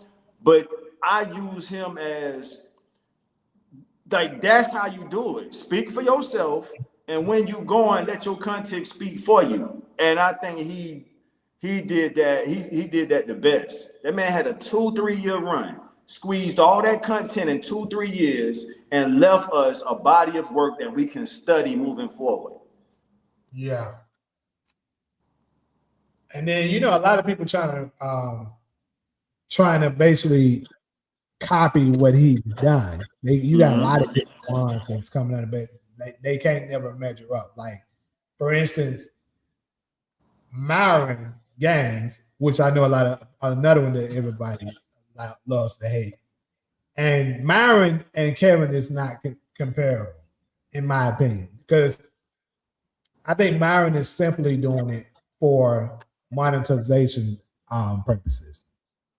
And he has an agenda that he has a certain demographic of women that he doesn't like. Whether he try to hide it or not, we know that he doesn't like black women. Like, have I seen him give certain ones a chance and stuff like that more than others? Yes. But like what tells me that is that he'll sometimes just bring them up when they're not even relevant. And when you're doing that, you know, that lets you know it's something in, you know, deep embedded in your history or something that has happened or whatever it is that has made you like this. Like, you can, like, when Kevin, did he point out black women and stuff on certain emphasis? Yes, but only because he was trying to show you the difference of why you guys are failing at certain things. It was never just a brutal attack out of nowhere just because he wants to attack. He genuinely wanted to see our community do better. And keep in mind, he started off attacking men. I wouldn't even say attacking. His content was more men driven first. He was hard on the fellas on what we need to do to get better. That came before he started redirecting. He became famous once he kind of went towards the women. And unfortunately, the reason being is because women are way more emotional and they don't like accountability. So they attacked him, and that's what blew him up. Gotcha. All right. So now we got that put in context. Yeah, that's what it was. You can go. If you look at his shot and go back to all the earlier years, like 7, 8 years ago, you're gonna see a lot of him telling men how to do better, do this and stuff like that. Men, you should, as a man, you should work no less than 60 hours, a week. Stuff like that. And, telling them how to be able to, how to fix yourself up to be attractive to a woman and stuff like that. Telling you what kind of cologne and stuff to get to attract them. He worked on men way before women. All right. Hey, shout out to Kevin Samuels, homie. You did great work. We know you probably can't hear us right now, but your legacy lives on with the work you left with your culture. Puma Fist is in the house. Shout out to Puma Fist. You in Georgia, right, Puma Fist? Because we were talking about the Dukes of Hazzard earlier, and I wanted some clarification on Daisy Duke and how she used to dress. And you can speak on your culture better than we can. Oh, look, whoever that is, though. I have no clue. I heard the Daisy Duke is the one who started we in black culture. Black women would wear, they named the shit, the slang which became Daisy. It's a song called Look at That Girl with a Daisy Duke song. So we got it from Daisy Duke. And then the black girl started rocking what Ali C called coochie cutters. That's us remixing the lingo, but it came out as Daisy Dukes. And it comes from the white lady in the Dukes of Hazzard show. Okay, yeah. Yeah, Jamie, we got a whole song about that shit. Look at the girl with the Daisy Dukes on. Oh, you know what I mean? So, yeah, I knew what Daisy Dukes were, you feel me? But I just didn't know where it came from. Yeah, I just thought it was just what they call, those short pants. I didn't know it was an actual character. I had no idea. Yep, it comes from a character in a show called Dukes of Hazzard. And that she had 2 brothers that made sure she was protected and she could dance. I used to watch it all the time. It was during my childhood. I don't remember no episodes where some dude tried to push up on her crazily. You know what I'm saying? And them rednecks crazy about their women. Like especially their sisters. Now I'll let Puma Fist take it from there. But I ain't gonna speak for their culture, let them do it. But 2 Live Crew, Ali C, you already know. I grew up under that. So we matured very fast when it came to women dressing provocatively. You just had to get used to it, man. Get whatever you need to get up out of you. All right, Daisy Dukes come from hot pants from the 70s. You put plants, but I get what you're saying, DB. And Diva, you asked the question about celibacy earlier. I've been meaning to get to it. I've done it before. When I fast, I'm celibate, or I practice abstinence. Y'all hit that like button like SG say. Back to you, James. Okay. Relationship testing couples use this time to see if they can coexist, often having limited in-person experience prior to 90 days. All right. Do you think women can be creeps as well solo? We're waiting on Solo to come back. All right. It is vinegar, but I say, yeah, I'm familiar with the honey phrase, Grandman. Yeah, I hear more people use honey. So both work. Both phrases work, vinegar or honey. It is vinegar, but I say it with sugar. Vinegar never made sense. I'm with you on that, bro. I use the phrase with sugar too. You attract more flies with sugar than honey. Yeah, vinegar never really made sense to me too. But thanks for the research, darling. You got it, Jay. I don't Control and kills the passion. Yeah, that now you gonna thank great. Let me read this one real quick, Jamie. So this darling, I read Steve Harvey's book. It had interesting points, but to me, the 90-day rule is controlling and it kills the passion. That part. I'm gonna read the rest of your comment, darling. Let that resonate for a little. I don't see that comment. It's crazy. It's right up on the Grand Main comment about the vinegar. Oh, okay. I agree with it. You see it? I don't see it, but just by what you're hearing, I definitely agree with it. Yeah, y'all know how good passionate sex is. Like, why would you want to let that shit dissipate? Yeah. So, let me read her comment again. Damn, I can't even scroll that high no more. That blunt intensifies. Okay, I see it now. I see it. Yeah. Here we go. Yeah, that deserved to be highlighted.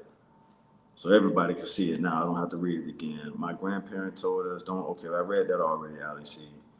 Exactly, Taj. 100% G-Man, I'm with you. Yeah, why ladies go to a date with intentions on doing some extra activities, then act ratchet when they get denied extra activities. Let me read that again. Why ladies go to a date with intentions on doing some extra activities, then act ratchet when they get denied extra activities. You comprehend that one, Jamie? Hold on. You say that one again, and who is it? From James Cumberson. Why ladies go to a date with intentions on doing some extra activities, then act ratchet when they get denied extra activities. Okay, I would have to I'll make sure I'm understanding what he's saying. He said, why ladies go to a date with intentions on doing some extra activities, then act ratchet when they get denied extra activities? So I think so. Let me make sure I'm comprehending this right, James. So basically, you're saying they'll come to whatever it is that you guys are at, and clearly by the way she's acting and dressing, it seems as if that's what she's looking for. And then if a man, approach her with that activity, I'm guessing sexually, they want to get upset because you are, because you basically came to them in that. I mean, it's their prerogative, but what I always say is what I was saying earlier is that that's what the position you're putting yourself in by doing that. Because if you know that you might not be looking to do that, and that goes to this attention culture that's going on right now. They're doing it for their attention, but unfortunately, you can also attract the wrong attention. So I think it's just best. Like me, I'm telling my daughter, "Hey, don't cover yourself up." Mm-hmm. I'm glad you said that because I do want it to be on the record that I agree with you on that. Like if it's my nieces or daughters, yeah, hey, don't go out like that. So I don't, yeah. Ali C say I didn't get a chance to listen when he was alive, referring to Kevin Samuels. So please post clips. So she actually want to see the clips. I would love to hear her feedback on I'm gonna start doing that, and then doing some reactions to a few of them and stuff like that, and then we can kind of incorporate some of them to our Sunday lives and stuff like that, and together react to them. Sound good. Grant G-Man say all these Kevin clones are trash. Studs Yeah. have the mentality. DV say studs have the mentality of men too. G-Man say Myron first girlfriend was the age of 35. I saw that. Puma Fist, everyone is trying to monetize. That's the American way, right? Puma Fist capitalism. That's what they call it. Daisy Dukes come from hot pants from the 70s. I read that one already. Yep, Two Live Crew came out with the Daisy Duke song. So y'all remember that. Based on the Daisy from the Dukes of Hazzard. And Daisy had her brother, but she would fight the fellas too if they got out of line. There it is. So your memory's stronger than mine, daughter. Thank you. Let me read that one more time, Jen. Yep, Two Live Crew came out with the Daisy Duke song based on the Daisy from the Dukes of Hazzard. And Daisy had her brother, but she would fight the fellas too if they got out of line. It was a show that was produced in Hazard County, Georgia. That's right. You know about it. Shout out to James Comerson. Brothers Bo and Luke, y'all. So yeah, okay, we got some old heads in here. Brothers Bo, I couldn't remember the names. Brothers Bo and Luke Duke. Oh, his name was Luke Duke. That's crazy. Brothers Bo and Luke Duke. Uncle Jesse. I remember Uncle Jesse.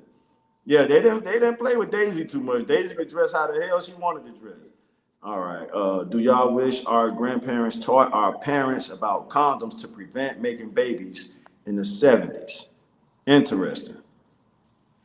Let me meditate on that, DV. I'm gonna say no. Why would they? Right. And I'm not trying to put the 80 babies out there, but the crack babies it can't happen in the 80s. So what we consider crack babies were the 80 babies. You can say the 70 babies were maybe heroin babies, but I don't know if heroin was as widespread as crack. If I had to take an educated guess right now, I would say it wasn't. So the 70 babies, you talking about my decade right now, so I'm gonna get a bit defensive, not emotional, but I'm gonna defend my generation. We pretty solid, nigga. You talking about Tupac, Biggie? There's some solid dudes in that 70s decades, from 1970 to 79. So let me read your comment one more time, DV. And you a 70 baby too, right? Do y'all wish our grandparents taught our parents about condoms to prevent making babies in the 70s? And your answer was no, right, Jamie? Yeah.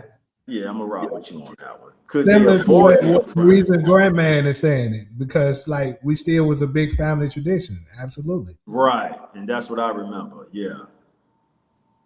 Yeah, there's some solid dudes out them 70s, y'all. I'm not gonna lie. I'm not just showing favoritism. There's them OGs from the 70s. No, I agree with you. I definitely agree. Yeah.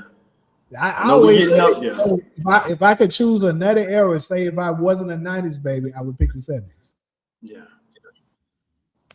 That was a solid gen. And shout out to the 80 babies. The 80 babies cool too. They just got hit hard with that crack epidemic.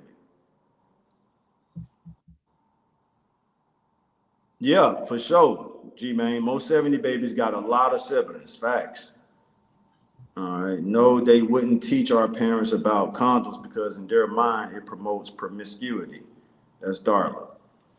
I mean, that kind of, you know what? That makes sense too. That do make sense. Because think about it. If you're talking to them about that, now they're thinking you kind of putting a sexual mindset on them. So yeah, that makes sense. Yeah. The 70s were still from the big family tradition. Absolutely. Some big families came out of them 70 babies. I feel like I should have been born then. So you were 80 babies, all these LEC. The 80 babies cool. It ain't y'all fault y'all generation got hit with all that crack. Man, I grew up around that shit. I grew up around black women, who was on crack and breaking it. You know what I'm saying? So hey, that shit was by design. They put that on us. And y'all still, 80 babies a solid generation too. They grew up right up under us, so they got it. 90s too. All of us, all of us got something to bring. All right, there we go. All right, so Solo is back now. Damn. Hey, y'all. My bad. I had a call. I was just announcing that you're back. That's it. Oh. And then, was before we leave this topic, there was a comment. Somebody asked me, do I think women can be creeps? Absolutely. I've seen them on TikTok. It is. And like, especially like, I think, in my opinion, women can be creeps, especially like when it comes to letting their kids do like freaky stuff. Mm. And then also we have non-black women who are like being teachers at schools and like messing with the students. Like that, that has been a thing. So I don't see a lot of black teachers like messing with students, but non-black people, then I feel like recently we just got a wave of them. It was just like so many teachers are messing with, their 14, 15, 16-year-old students. So that would, yeah, absolutely, they can be creeps. I seen a stud do it, a black stud, and she didn't mess with him or something. So I guess, but she kind of, because it actually went viral. You may have stumbled across her. She kind of was at a school because she was a substitute teacher, and she kind of put the camera towards the young ladies behind, and was like, "Sheesh." So yeah, like they fired her after that went viral. Mm.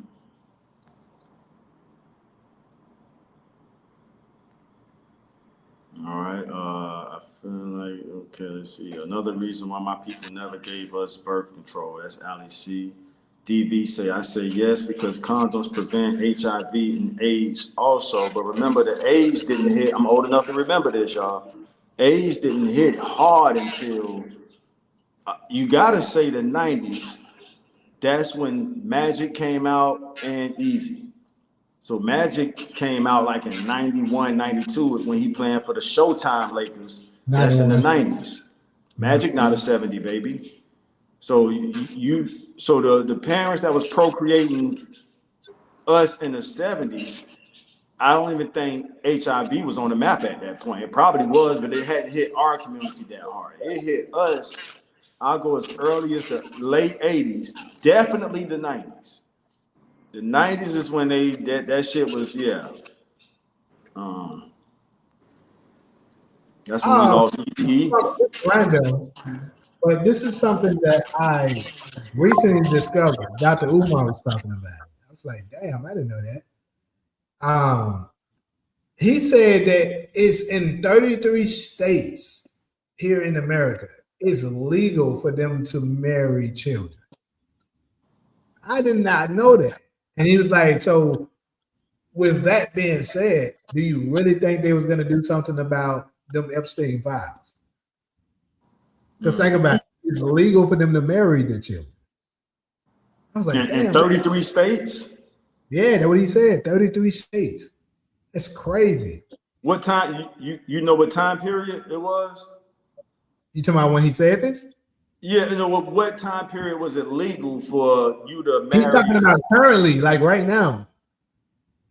That exactly. You see that face you just did? That's what I did.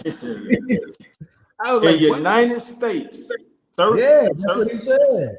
I haven't checked it out to research it yet. That can't be legal. Umar, that come on. Be I think Umar is credible enough to know that, if I say some crazy stuff that's not true like that, I'm gonna get exposed. So I would love to say it's probably he's credible to say that. And like, you said Umar said that, Dr. Umar? Umar said it, bro. This was like, because that contradicts statutory rape, which is a guy over 18. That's what I said. That's immediately what I thought. That got to be fact checked, especially if you're saying right now. That like if a guy, we got cases of guys in their 20s, once it's known that they've been with right here live on air. But I'm telling you, he has to be. I think he's referring to, because like you said, his reputation too big to put out some stuff like that. So he must be referring to a historic. So for example, in Virginia, it's still, DB and all the homies from Virginia, y'all speak on this. It's still on the books of being illegal to hit a chick any other way besides missionary. So if you hit a chick from the back sexually, you could either, that's a crime. but they just haven't taken that off the books yet. Of Hold course, on. they're not Say going. that again? Huh? No, I was just asking you to repeat what you just said. If in the state of Virginia, as we speak, if you have sex with a lady in any other position besides missionary, that's considered breaking the law. And they don't enforce it, but it's still on the books. They haven't taken it off the books yet. So it's not like they legally enforce it, like a chick going to press charges that her dude hit her from the back. He flipped over my bad, y'all. He flipped over and started smashing her from the back. And she didn't want to get hit that way. And she went to the police and said, this nigga hit me from the back. And I ain't talking about with a break. This nigga say we started out missionary, then the nigga flipped her over and started, Bro, it's so true. that's still illegal in the state of Virginia. Bro, it's true. You fact checked it real quick. I'm looking at it right now. There you have it. So now with the Umar case, I knew it probably was true. I was like, story. Umar's not gonna say no shit that ain't credible live on air like that. Oh, you saying what Umar said is true? Yeah. Here it is. There it is. So you know what that must be? Solo, you remember this conversation we had a couple days ago? The state's law, the states represent the legal law, but they don't supersede the federal law. That's Amendment 10. So Amendment 10, so they can have that on their books. So hold on, Jamie, we got to go through this. Let's slow down. All right. G-Man say, like, who the fuck want to live? Hey, you got Virginia, bro. I ain't gonna lie. I stayed there for a couple summers. You got some, brownies. That's my type. I was so much ready to go. Maybe because I wasn't slowing around. You was just there. What city you was in, Jamie? I was in Richmond for a while. And what else? That's where I was. Newport. I spent the whole summer in Richmond. Newport. All right, so this what you got on the screen is proving Umar right.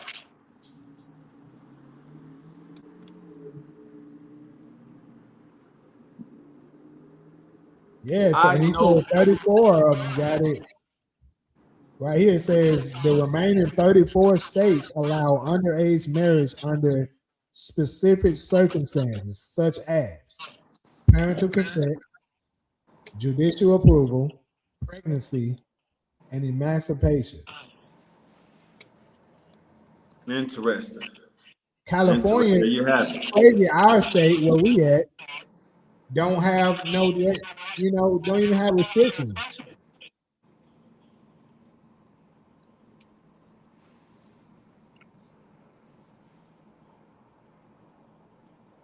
G-Man used to go to Johnson City to box. DV, choose your words carefully. DV said you lived a couple hours from Virginia, so please, that's DV.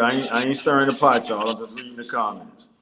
Darla, and I don't understand why anything under 18 is legal if biologically a pregnant girl under 18 is considered high risk because she's not fully developed. Let me read that one more time for comprehension. And I don't understand why anything under 18 is legal if biologically a pregnant girl under 18 is considered, there we go, high risk because she's. Then why does biology allow them to have their menstrual cycle at 13? I've always, that's nature. Is that not nature saying they're ready at 13? No. Well, I think the argument that Dala is making is their body isn't fully developed, even though those organs have started to work, right? She started her cycle. That doesn't mean that her body is fully developed to carry another human being. So if we base this off nature and not law, we know what the legal law is. If we base it off nature, and I hope we get a groupthink opinion on this, at what age do y'all think nature says a female should carry a baby? I mean, I probably would start probably like I would say between 22 to probably about 25. All right, 22 to 25. I've Hold never on. heard a girl catching theirs That's at the age for 9. what? A girl having a menstrual at 9. I've heard of 13 and 12. The lowest, I think, youngest I think I've heard is 12. You got cases of girls. Yeah, that's definitely too young. Oh man. A couple of hours is still not in Virginia. So DV and G Man going at it. Right. Some girls start their period at 9 years old. Ali C said 15 plus. So this is an interesting discussion we have, y'all. So Ali Hold C on. I said missed nature something. think it's okay. What are Correct me if they I'm talking about? huh? I was saying I missed something. 15 plus for what? Ali, so the question was, what age does nature say is okay for a female to carry a baby? Oh, okay. Not legal law, nature. Ali C said 15. Solo said 22 to 25. We waiting on Darla. It's definitely way before that. I'm sorry. All right, let's see what Darla say. Ali C said, yes, I started young. So she's speaking from experience. So she got her menstrual at a young age. All right. Taj, Yeah. I don't, I don't like to name drop on air, but I can talk over it. Somebody we mutually know, she was just here. She said hers started at 9. Good God. Wow. Yeah. Wow. And that's definitely too young. So that's nature. I mean, shoot, we trying to interpret nature right now. So Solo said 22 to 25. Ali C said 15. I think that 15 range is closer to what's about accurate. 16 probably, I would say. But yeah, 22 is like you're still obviously relatively young, but like you also keep in mind the 20s is when your eggs first start to fade a little bit. They had little girls breeding in slavery. Yeah. So that's them exploiting nature, right, Ali C? So, and I agree with you. I'm sure that I don't have to fact check that. They had little girls breeding in slavery, which means as soon as that little girl was ready, because they was treating us like cattle and a business. So damn. Yeah. Oh, boy. As soon as you bleed, That's. Well, I agree. That doesn't mean your body is prepared. I think it's like the preparation, for more so, to get your body ready. Like a man, our opinions, we can ejaculate, at an early age and stuff like that. Yeah, but, middle school. Yeah, right. absolutely. Yeah. But I don't think we're fully prepared to, reproduce yet at that age. Our we're probably our growth is probably not done yet, and all kinds of stuff. So yeah. Darla asked the question, wasn't Aretha Franklin 11 with her first child? That's the Really? question. Yeah, and she followed with a statement, SA by a family friend. I didn't know about that. Yeah, I didn't know that either. Spot on, Jay. Yes, preparation. That's Ali C responding to you, Jane. Yes, they were sad. Yeah, they were sad. So they totally exploited nature. I think, shit, that answers our question right there. Like in slavery, they're like, hey, she naturally ready. Let's exploit this capitalistic opportunity. Yes, Aretha was. Yes, Aretha was. So Ali C familiar with that too. Yes, Aretha was. So you confirming that she was 11 years old. Damn. So. Yeah. Unprotected. There it is, Ali C. See, you just pulled up that Mia X video for me again. But we ain't got to go into that. So just our women just need to feel protected. I think that's all they asking from us. They don't really need us for money. Our women Jamie, I can't remember what you said the numbers were financially, like who's making more money, black men or black women. But I think all our women really want from us is protection. Correct me if I'm wrong. I'm just asking. Ali, what do you mean church freakouts? What the fuck? Oh, I'm church freak on real. You just made me think of a specific church as soon as I read that comment. I know a specific church. It was the freakiest church in town. My grandparents were married at the age of 13 in North Carolina. That's DV. Oof. Man, DV all right when he in his right mind. Now when he switch over, oh my bad, I ain't gonna stop.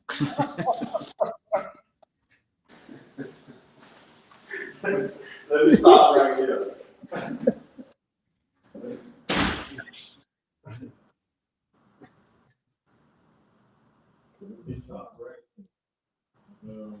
Her dad was part of it. God damn.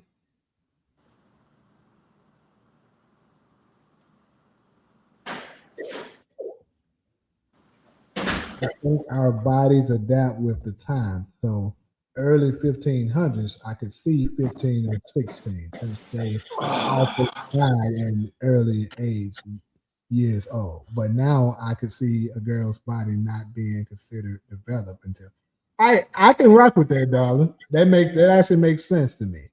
Yeah. Nephew, you laughing at the DV statement? You know you Oh man. The DV been having some realistic comments where he says alter ego show up.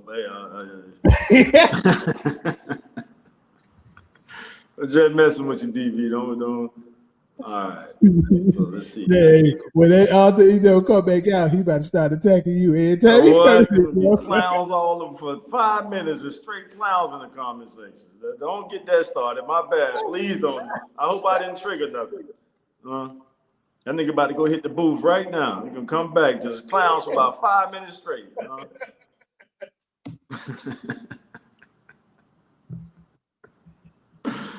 All right, where we at with it, y'all? Okay, I'm back. Let me see. That's okay. I can't scroll no higher than that. I think it's good time. Let's go ahead and get ready to get to this next topic, man. Okay. That was a good laugh, though, for sure. And we needed that right after that sensitive subject we were discussing with the yeah. Hell yeah. All right. So next topic at hand, good people. America will lose this war against Iran.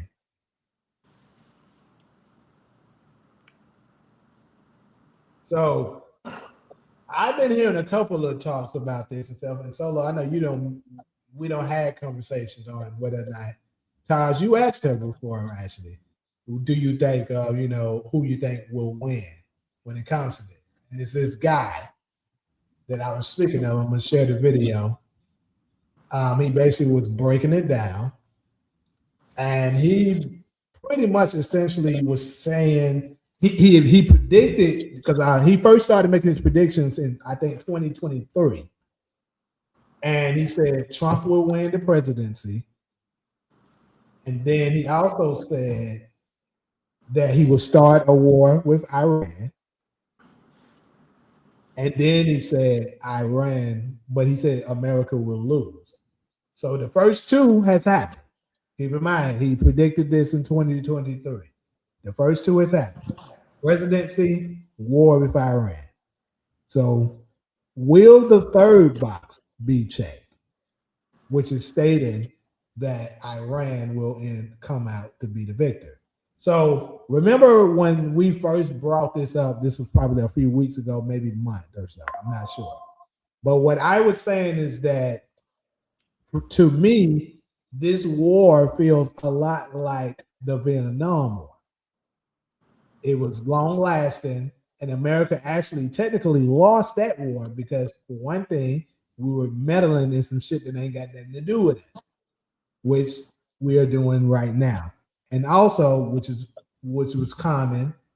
Another common denominator that we have is that we're fighting in a territory that we're not familiar with, just like in Vietnam. So what he was saying is that Iran has been preparing for this for years, 20 plus years, because they knew that this day could come. So they are built for this and prepared for the long haul, basically. They're like, look, we know we can't beat y'all militarily. We know we don't have that kind of, nuclear power that you guys possess.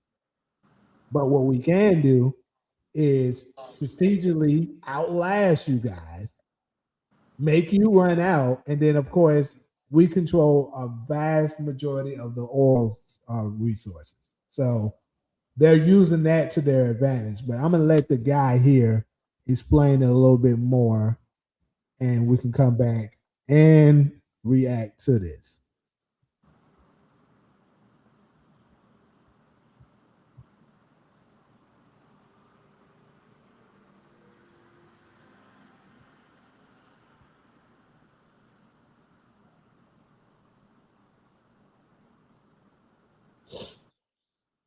You made 3 big predictions.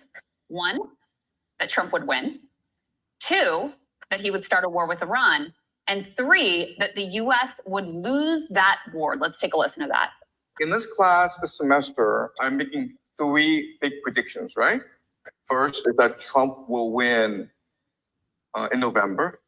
Second is that the United States will go to war against Iran. And the third big prediction is that the United States will lose this war, which will forever change the global order. So obviously that last one is the only one that has not yet come to fruition. Is quite a stunning prediction. You know, do you stand by it? And what have you seen so far that leads you to sort of stand firm in that conclusion?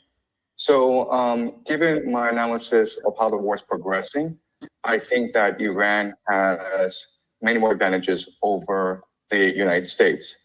The reality is that right now, it's a war of attrition between the United States and Iran. And the Iranians have been preparing 20 years for this conflict. In their eschatology, in their religion, this is a war against the great Satan. They've had many practice runs. Last June was a 12-day war when the Iranians were able to examine and analyze the strike capacities of both the Israelis and the Americans. And they've had a lot of time, 8 months, to prepare fully for this new attack. Through the proxies, the Houthis, Hezbollah, Hamas, militias have been able to really grasp the American mentality. And now they have a pretty good strategy of how to weaken and ultimately destroy the American empire. So what the Iranians are doing is they're waging war against the entire global economy. And so they are striking the GCC countries. And not only are they striking GCC countries, American bases, they're going after the critical energy infrastructure of these bases. They blocked off the Strait of Hormuz. And eventually, they will go after the water desalination plants, which is the lifeblood of these nations because they don't have fresh water supply. In fact, the water desalination plants provide 60% of the GCC's water supply. So if a drone, and these drones cost $50,000, if they wiped out a desalination plant in Riyadh, Saudi Arabia, and it's a city of 10 million people, right? They'd be out of water in 2 weeks. All right. So that is the clip of what he had to say. As y'all see, he predicted 2. I mean, well, 3 in total. 2 has already happened. The third, what do y'all think of the third one that he's just put out there? But it's very rare y'all see me speechless and thoughtless. I just got to process. I hope Solo got something that I could kind of take note from. If his first 2 predictions was on point, this has not been dealt with and done soon as we thought it would be. And shit, I need to do some further research, and I'll conclude my comment with this, and then I'll listen to Solo and Jamie and read the comment section to see if I could put together, an opinion. So I just want to list these 5 things: life, health, safety, love, and knowledge. And I would have to use that list and apply that to what's going on over there and put my priorities in order based off life, health, safety, love, and knowledge. I'm passing the mic. to take notes.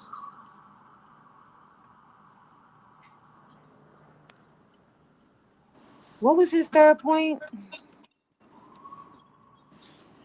Basically, he's stating that America is going to lose the war, and it's going to change pretty much change everything, even economically, from a standpoint of how Americans see everything. To sum it up in a nutshell. I mean, I watch him. I'm familiar with him now. I think he got like famous when Trump initially started the war. I think he kind of went viral. Then I started watching his work. Yeah, because he predicted it way ahead of time. What? I was saying, yeah, he went viral because he predicted it way ahead of time. Yeah. But I mean, that has sort of been the only what I've been concerned about is our financial dominance in the world. Like if you travel, you know that the US dollar is always worth more than the country's currency that you're visiting. So you're sort of able to advantage, you take that to your advantage. Like a Uber maybe in Ghana may be $40 of their money, but that really is only like $3.50, $404, you know, of US money. So you're able to benefit from that. But if the dollar isn't the global currency, if the dollar isn't used to do like oil trades, then of course the value of the US dollar is going to decrease. And so that means stuff is going to get more expensive for us over here, as opposed to like, for example, like you go to Jamaica, eggs may be $70, like high like that. And so they're not thinking about converting it to the US dollar. That's us thinking about convert, like what's that if you convert that to US dollars. But to them, that's not, it's no converting. If it's $70, it's $70. So I mean, that's what I expect the United States to become. Like this place where shit is hella expensive, just like it is for countries of that nature. But now, I mean, Trump, they claim they have a ceasefire agreement in place, so apparently they're supposed to be negotiating. And so I'm hoping that Trump can backpedal his ass up out of this without completely destroying our like global money, economic power in the world. So otherwise, I mean, Bless you. once their dollar not going as as far as it used to, and shit start getting way more expensive for us, then that's gonna be fucked up for us.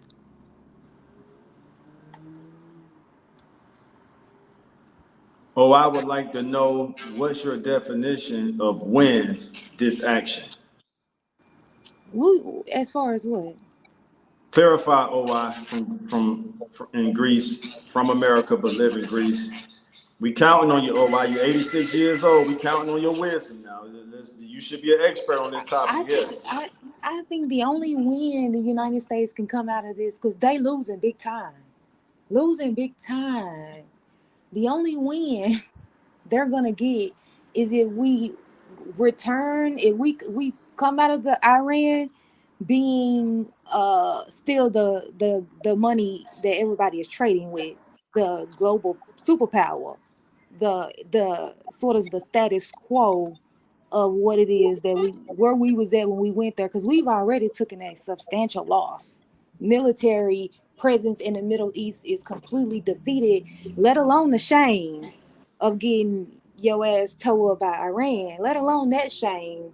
So like I think if the United States is able to pull back and still be sort of in number one, that's a win for the United States, because this was an epic failure going into Iran fucking with them people.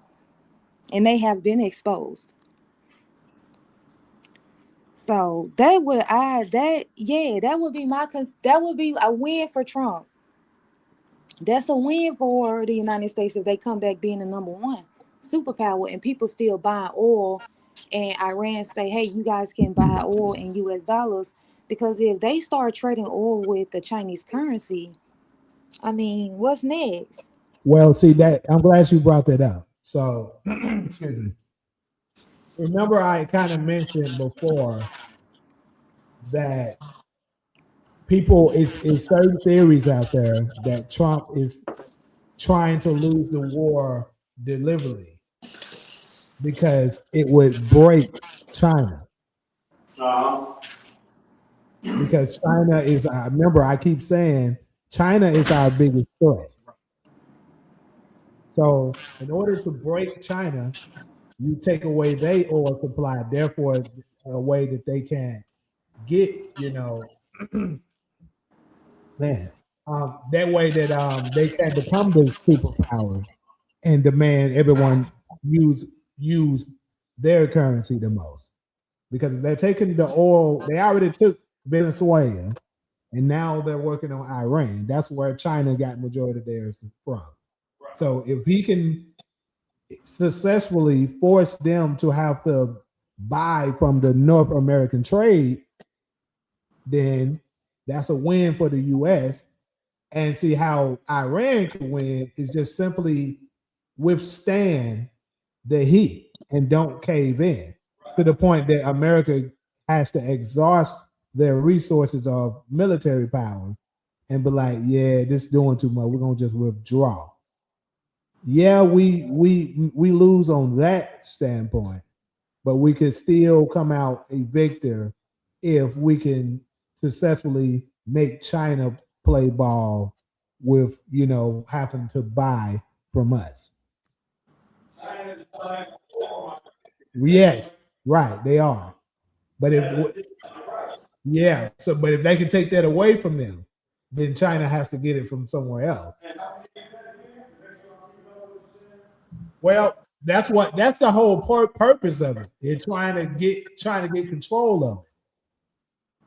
See, but like I said, how Iran can win is withstanding it and not caving in, and to the point that America, like, we don't use way too much resource to try to,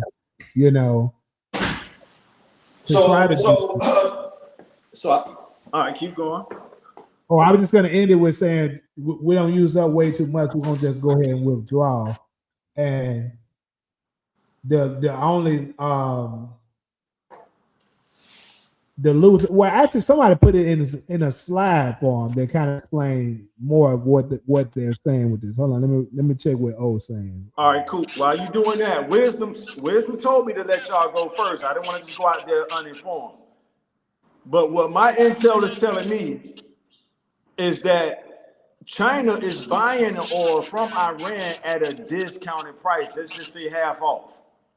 Mm-hmm. And that's empowering Iran, to your point, Jamie, to exhaust the U.S., for lack of a better word, or to stretch it out longer than the U.S. expected. So my question would be, how's the U.S. is going to get in between China and Iran if they're already in business? And China is telling Iran, look, we're not getting involved through the military, but if you guys can give us the oil half off, you're going to have more than enough money to push America further than they wanted to go. Right. So what I'm saying is they're trying to get full control over Iran. That way they can break China. But if they can't, then U.S. will come out the loser, not militarily, but they will come out the loser because they exhausted so much resource into trying to get that, and they come up empty. All right, Solo, if you're going to be quiet, I'm going to the comment section. Solo? That's fine. All right, let's see what they are. I think we got some good comments in here. Let's start with Darwin. Reminds me again of that movie on Netflix, Leave the World Behind, where they attack plants, just as he said, in extreme cyber warfare, and this was produced by Obama. OI, this got to be your topic, OI. Come on now, your age has to count. OI, what I told everybody Sunday was, what value do I bring if I'm 6, 7, 8 years older than everybody, and I can't bring no wisdom. They might as well replace me with somebody their age. So I say the same thing to you.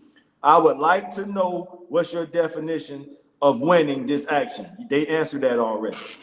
DV says the Bible says that Mary was between the age of 12 and 14 when she married Joseph. That's going back to the last segment. Darla, he'll go Darla again. That's true at Solo. When I went to Ghana 7 years ago, some things were already catching up to the US dollar. They even quote housing prices in US dollars and not cedis. Let me know if I'm pronouncing that right, Darla. That must be the Ghana word for dollars. Yeah, it's All right. CDs. Oh, huh? It's CDs. CDs. Thank you. Correction accepted. All right, OI. Hey, OI. Hey, this. Hey, all right. So OI says define what you consider winning. That was a question for Solo. Solo responded already. James Cumberson.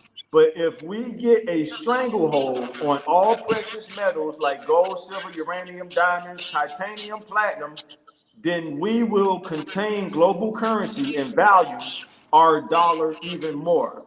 All right, LEC, US made in China. God damn, that's a hell of a comment to process right there. Let me read that again. US made in China. You're gonna have to clarify that, LEC. DV, the US about to become a third world country. All right, DV, we can hold you to that. That's your comment. DV doubles down. The US is about to be, the USA is about to become a, damn, this nigga doubled down without me even knowing it. So he doubled down. The USA is about to become a third world country. He said that comment twice, back to back. Darla, we're gonna read about 3 more comments. Congress needs to grow some balls and remove him. Then maybe we'd have a chance. In addition to the war, he's ruining our relationships we have with other countries. OI, correction, China is not our biggest threat, so that's in response to Jamie. Fanatical Islam is and has always been our biggest threat. We'll see what Jamie's response is to that. The biggest threat to the US, the world, is the British banking cartel. That was a curveball I didn't expect to swing at. Let's read that again. The biggest threat to the US, the world is, I'm assuming you meant in the world. The biggest threat to the US in the world is the British banking cartel. Is that the United Kingdom of Great Britain trying to get their lick back? Trying to get their, remember, revenge is the sweetest joy next to getting some coochie water. So OI, are you trying to say the United Kingdom of Great Britain is getting their revenge back from the American Revolution? I'm not trying to put thoughts in your mind. All right, Darla says China said earlier they don't care. They existed before without the U.S. and they'll exist after. That's a hell of a comment to close on. They sure made it. I remember that. To address what he said about correction, China is not our biggest threat. China is our biggest threat. Now, are they the world's biggest threat? No. I'm talking about U.S. particularly. Because I know what he's saying with the British banking cartel. That goes back to a few Sundays ago when I was talking about the central banking system. That's what he's referring to. And I agree with that. However, them gents look like they kind of bad, but hey, you can find a good one. I think that's a grapefruit. Up to you. But what I was saying is that the banking system, they're a threat to the world because they're controlling every damn thing. Agreed. But if China could prove that they can be a better world power than us, the system that's controlling things ain't gonna have no problem with promoting China to be the next great superpower. That's what I'm saying.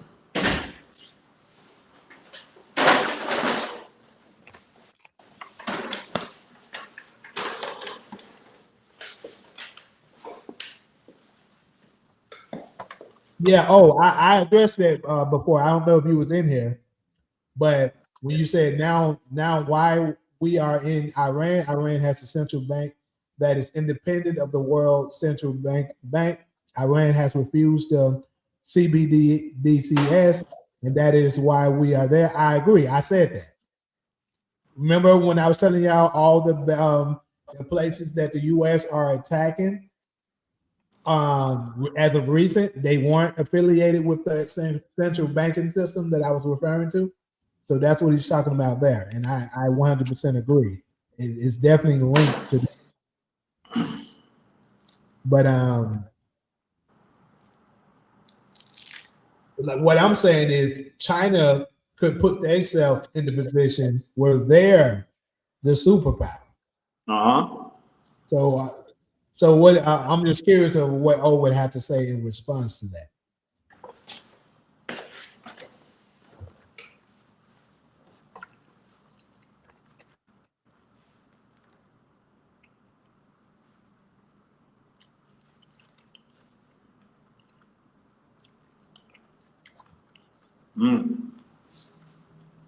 All right, James Cumberson. Britain is why we have, Britain is why we have property taxes. Because the U.S. don't actually sold the land to finance the first world industrial boom in the U.S. You put not don't. Okay, so Britain is why we have property taxes, because the U.S. actually sold. I get what you're saying. Take the don't out. Got you. Britain is why we have property taxes, because the U.S. actually sold the land to finance the first world industrial boom in the United States. China is nothing without us, and vice versa. That's James as well. Nah, O said that. Oh, that's OI. My bad.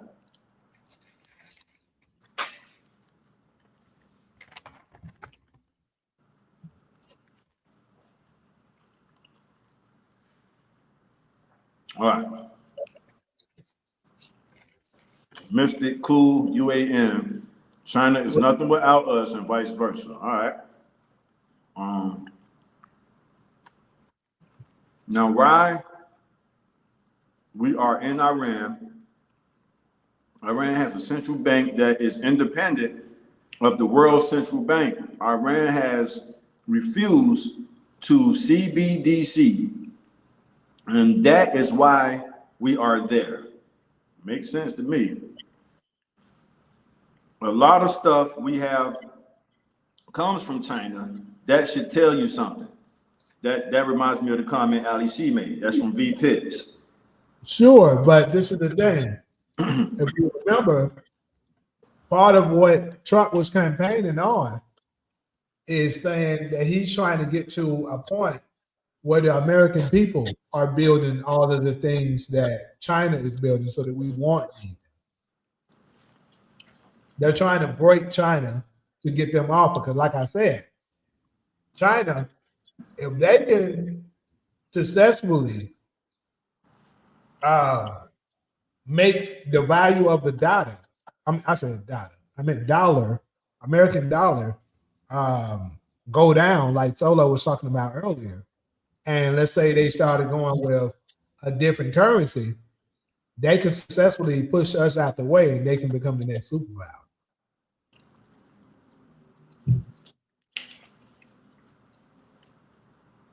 All right. Is everybody quiet? Hey, speaking of the Council of 300, I did watch that video. Thank you for sharing it. I did watch it, so I'm familiar with what you're talking about.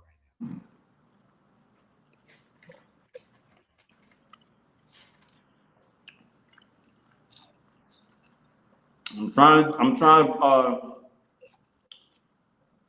trying to have table manners here. I was raised with home training, so I'm not trying to talk and eat at the same time. Oh, I say it will change when the Council of 300. It's the third time you done brought that up, or are you gonna have to teach us with that? Oh, you want us to do our own research? We got you. It Yeah, will it's a change video when that the he Council gave. of 300. He ain't giving us the answer to the test on that one. He gonna make us go do some studying. It will change when the Council of 300 want it to, and China will not be the world reserve currency. So I'm gonna find some time. This is what, Wednesday. I'm gonna find some time to check out that Council of 300, OI, because you keep mentioning I put that. the video in the chat, group chat, Todd. The one when Todd asked Oh, him, that. Pyro asked him about the video, is that one. Oh, okay. So I'm gonna have to go check that out. Anybody want to give us a movie trailer on what the Council of 300 is before we go do a deep dive? I mean, pretty much from what I saw, and I think I need to probably give it another watch because for me, a lot of stuff, I understand it a whole lot better once I give it a second watch opposed to my first watch. But to kind of sum it up to me, and I'm pretty sure he'll add more to it. They're basically saying it's a group of 300 people. This is a family that's far superior to all the ones that we're familiar with. It's this guy, I forgot the guy's name, that was exposing all of this. But pretty much, he's saying that these people are far superior and richer than even the Rockefellers and all that. When you the Rockefellers basically are laughable according in comparison to those people, and it's in that direction of what he was talking about with the Britain people. They live in that area.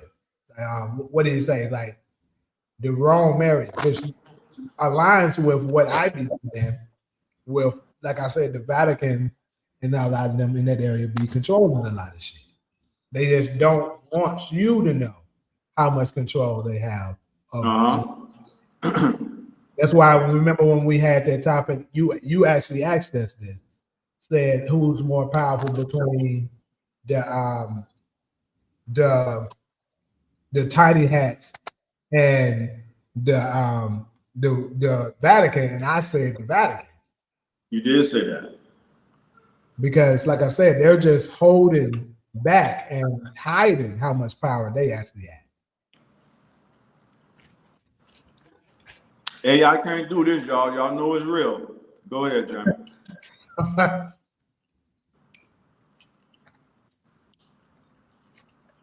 Yeah, I put the link in our group chat, but yeah, I can share it on this. No, I'm gonna definitely check it. I'm gonna definitely check it out. And it makes sense. I mean, the teaser, the trailer you just shared so far, that's interesting. It got my interest. So I'll check it out. Cool. Give out the link UAN. That's from OI. China has a massive debt. Their position is worse than ours. That's from OI again. There you go, I. You coming through now. But you know what? That may be true, right? That may be true. But do China act like the United States? Uh-oh. Boy, Like, do they have sort of, can they work with other countries voluntarily? And if that country decides not to work with them, are we watching China steal presidents of countries? Are we watching them invade countries? Well, they do invade.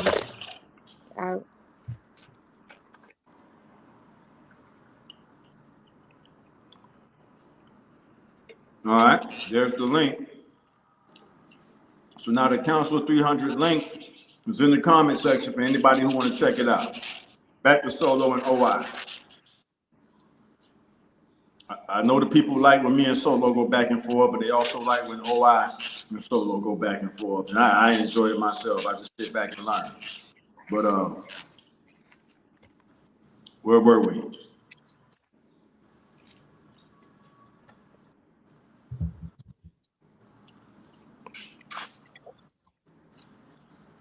All right, so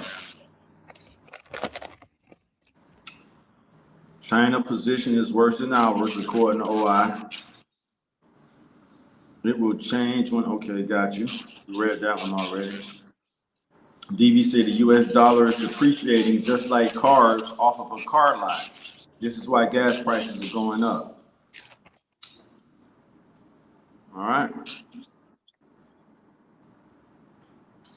There you have it. Yeah, new link. What's the new link?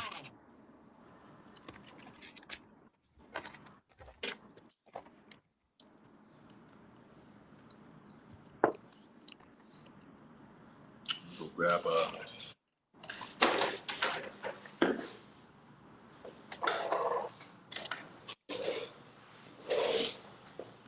So I guess my greatest takeaway, I like what Jamie said.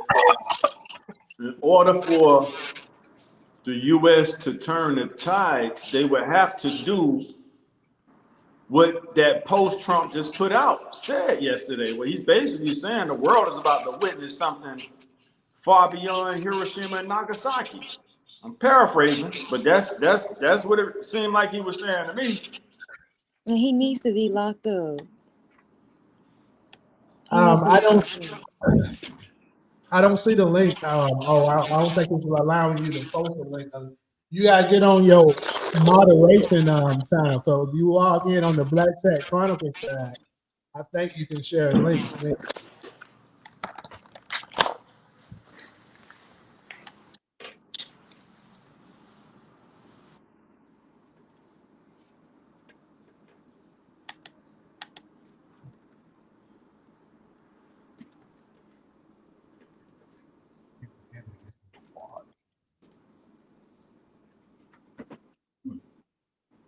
Also, I got another engagement I gotta do, so I ain't got long.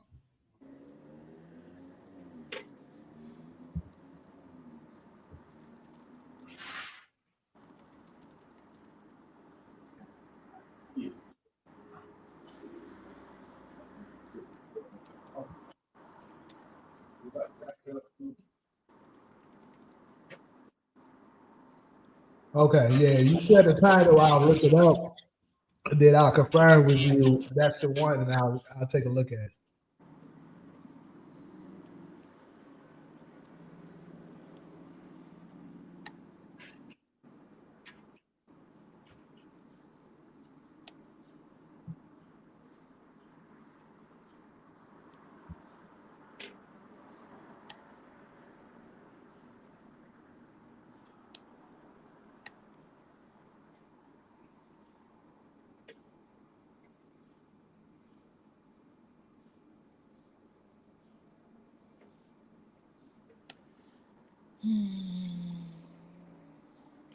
Who we waiting on?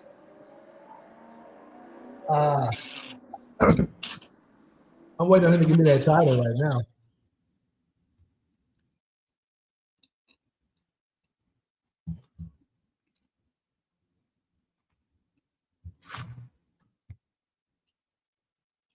But while we do it, I'm waiting on it. You know, they said Trump, did at least they told us that he did a ceasefire, 2 weeks agreement for a ceasefire, right? But apparently, it seems as that it might not be true because Iran is still pushing, from what I heard. I don't know. Like Iran, like what ceasefire? Nigga? We ain't seizing shit. Well, it's my understanding there is a ceasefire in place right now that involves all the parties. I think the contradiction that they're having now is that Iran is saying, the ceasefire is for everyone in the region, not just the United States, Iran, and Israel, because Israel is claiming that Lebanon isn't a part of the ceasefire. So they sent, 100 missiles to the capital of Lebanon earlier today, because they're claiming they're not. When the United States attacked Iran, Israel attacked Lebanon. So they've been bombing these, 1,000-year-old societies in Lebanon. And I think the last thing I heard was that Iran was preparing to respond to Israel because Israel, after the ceasefire, Israel started bombing Lebanon because they're trying to take territory to the north. But that's what I heard. Israel don't give a damn about no damn ceasefire. Them people are unhinged.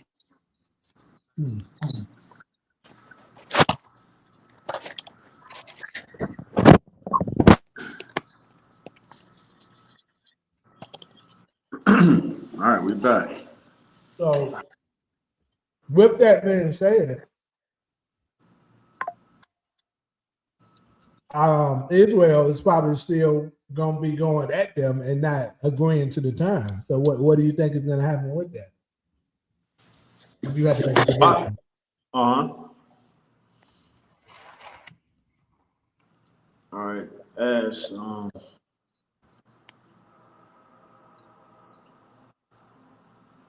right, so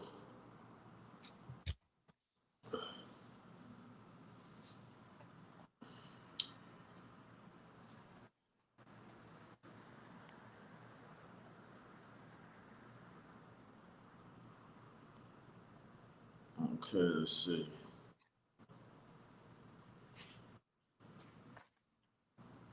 I had to switch over to my backup. I think the United States should put a muzzle on that dog that they I call agree. ally. I agree. They need to sit them down straight because the thing, because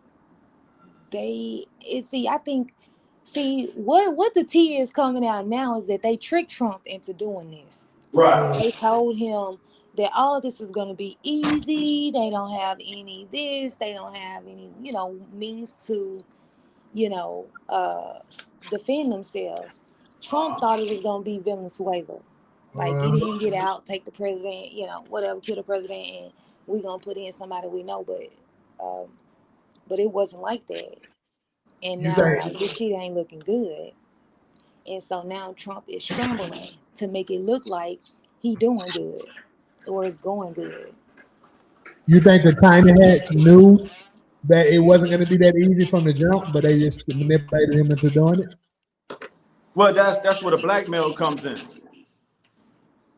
The blackmail, right? That's where the blackmail. They got him by the balls. They got him by the balls with the blackmail.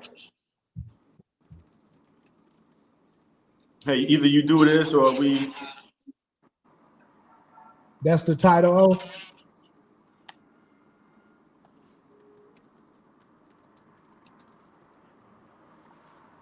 There go Ryan Anthony. It's been a while since we've seen Ryan Anthony. Okay. Off topic, but we'll still give you a shout out. Oh, I say former Bush insider reveals shocking intel on Iran war and I can't even pronounce that word. Hormuz crisis.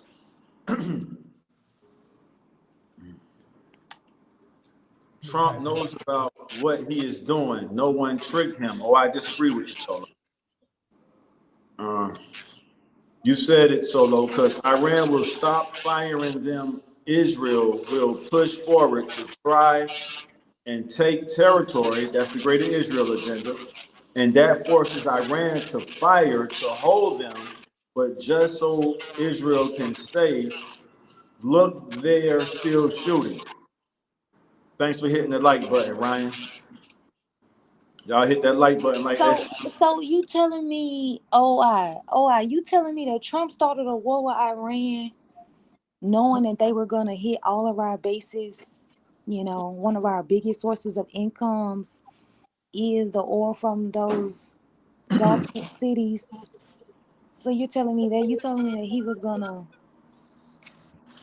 he knew that they were gonna tear up a 20-year project of putting all that military presence in the Middle East. Oh, wait. That was intentional for him to completely wipe us out of the Middle East, because you say he know what he doing.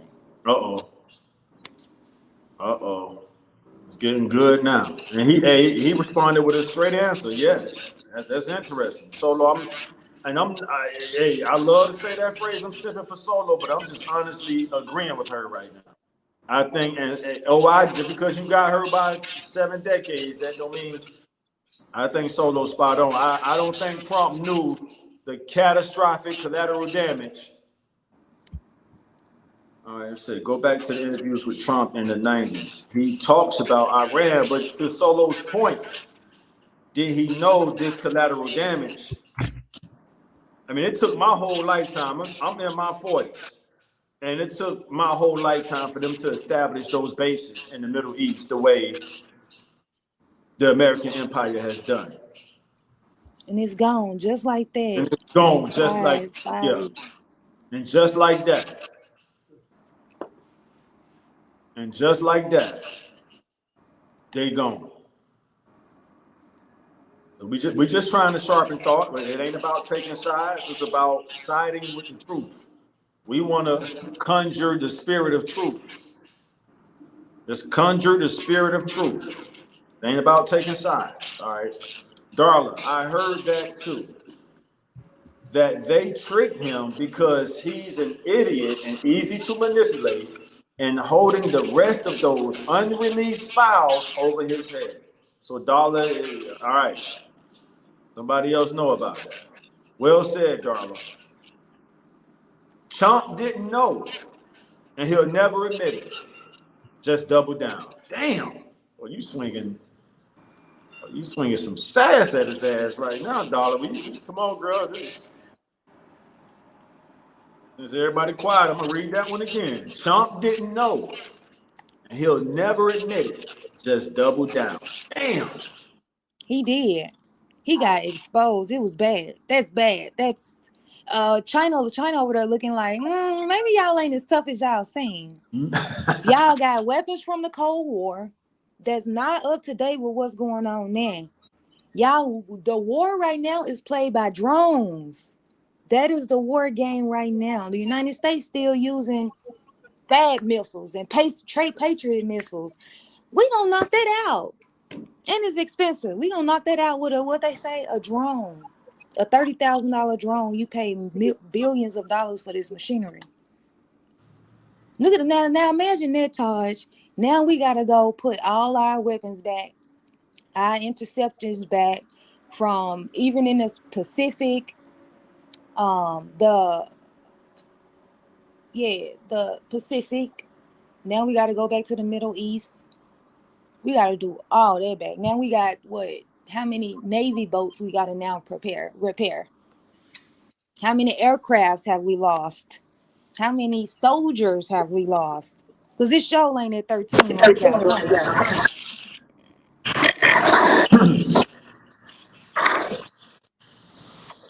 Oh yeah, we say the best for last on this show. Y'all come with it. All right, so here we go. I ain't backing down, but I'm still. What Solo was saying makes more sense to me. So, I So say that's Trump knew. Where's that statement coming from? I don't know. Trump knew. He capitalized in letters now. Trump knew he is doing just fine. Everything you know and understand will change. The truth is the count. When he promoting that Council 300 like the advertiser. The truth is the Council of 300 want a change, just like World War I and World War II. Wait for it. Now that last line makes sense to me. World War One, the United Kingdom of Great Britain had the power. World War Two, the United States took the power from Hitler. Wait for it. All right, James Comerson. And when Israel fired on their own people, then I guess you mean they wouldn't let any news cover it, but still blames Iran, and we are supposed to take their words for it. It's some static coming from y'all end. Okay, let me see. Let me go on mute.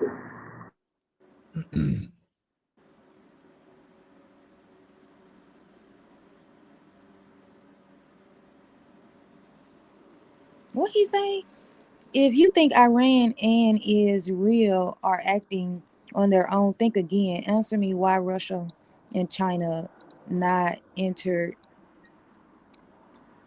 I don't know what that means. Kinetically. Who you think responsible for this ceasefire? China and the Pakistani people are responsible for the ceasefire. They're the ones that's been working out an agreement with them. So I'm not sure what they got to do with Trump as knowing that he was going to ruin 20 years worth of work know what he was doing. I mean, if you're saying that Trump knew that he was going to set us back and jeopardize the global economy by starting a war with Iran and was going to increase our prices on everything, increase every damn thing, then maybe I would agree with that. But I don't think Trump has an end goal. I think that's the shit that I don't know.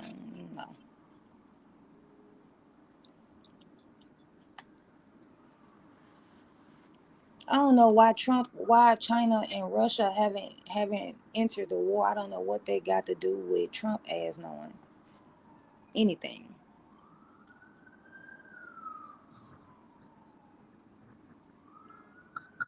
All right. Moving on. But okay. So just but you moving the goalposts. OI. We talking about Trump. We talking about Trump. With this go as you with this go with the flow as war strategy he didn't came up with. Solo say, go with the flow. That's a hell of a way to phrase it.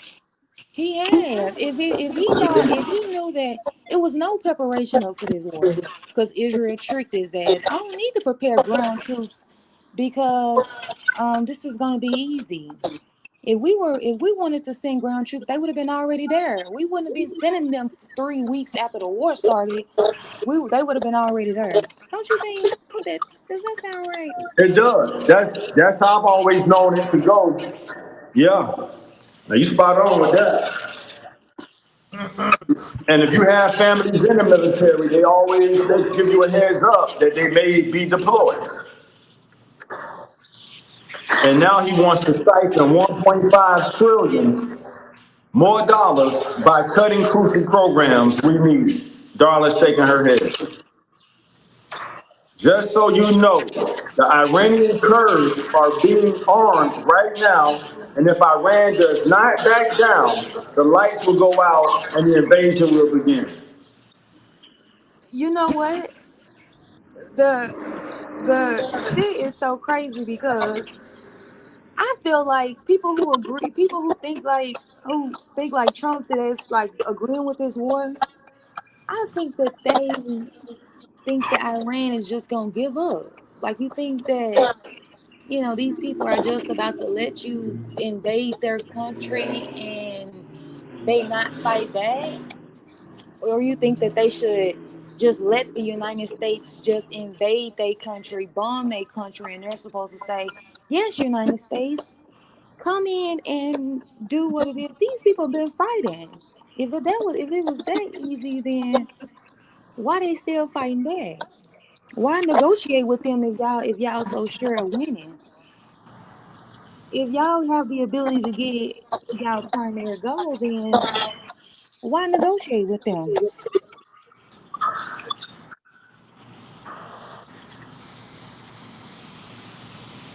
And I've always heard the phrase, I know it's a Democratic phrase, but it goes something like this: we don't negotiate with terrorists. But the terrorist is not who you think the terrorist is. Uh-oh. What O is saying basically, to sum up, since he's not able to talk, he's trying to type it. Y'all got static going on over there. I don't think, let me go back on mute and let me know if it I think stops. coming from her end, to be honest with you, when we talk on your stuff. But what he's saying basically is the end goal is central banking system. The whole cause of this war is to force Iran to join the central banking system that he's speaking of. Keep in mind, 99% of the entire world is already under this. They're trying to get world domination. Iran might be the last one standing. If they're not the last one standing, they're for sure the biggest one left that's standing. And once they're able to, and what he's saying is the 300 that he's been constantly speaking of is in control of all of this. The 300 gave the orders to Trump to go ahead and attack Iran. First Venezuela was up. They was able to beat them in a gym like that. It was easy. And then after them, go ahead and take down Iran. So the tiny hats do have, like Todd says, a lot of influence and stuff like that. But like y'all said, the tiny hats was created by the Rockefellers. The Rockefellers is what's controlling them. Like the 300 is over the Rockefellers. So they're dictating all of it. And they're saying, take down Iran. So that's what he means by Trump knew he did this. He knew exactly what was going on. So just for educational purposes and to use Solo Point, just for information purposes, did Trump know the collateral damage the U.S. has experienced up until this conversation would be a part of the cost? Because that's what I'm hearing Solo Point is that she don't believe Trump knew it was going to be this, for lack of a better word, catastrophic, as far as our presence being wiped out of the Middle East. Now, I will say this: he may have didn't know that part, sure, but I mean, war is unpredictable. You can't always predict everything from war. But what he's saying is that he did know he intentionally was going after Iran. It was never he was fooled by Israel into doing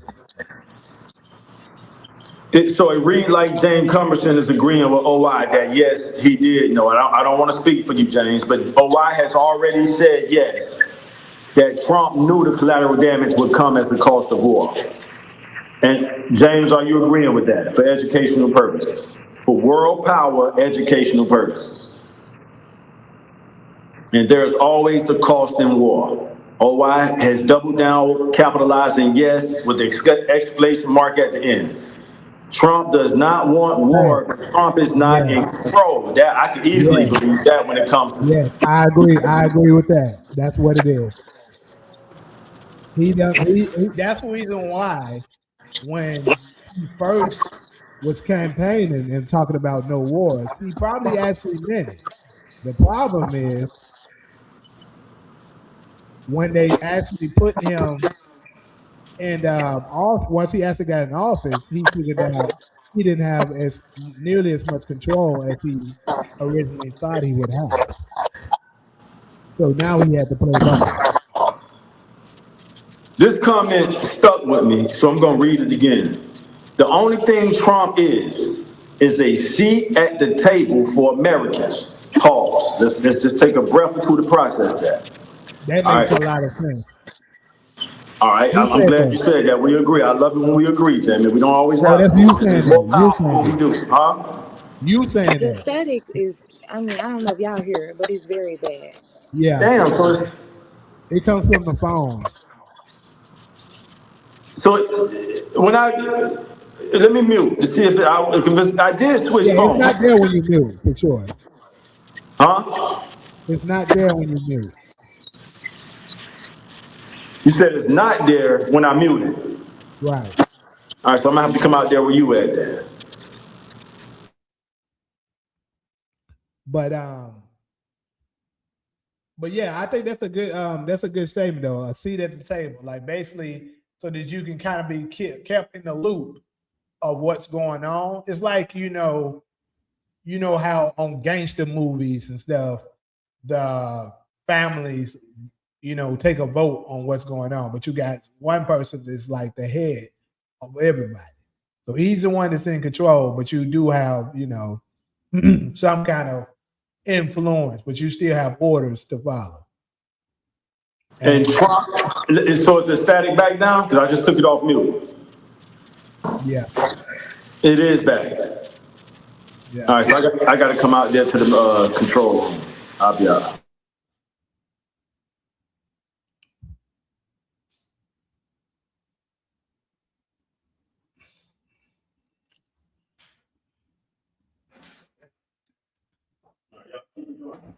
guess I'll just read the comments from here. Now, this is getting good. We got to get the population back up. Trump does not want war, but Trump is not in control. So to your point, Jamie, you saying Trump is pretty much the mafia, the America mafia figurehead at the round table. Yeah. That's pretty much what he is. And Damn. everybody else, the big dog, which is what always been talking about, the 300. They're the one calling all the shots.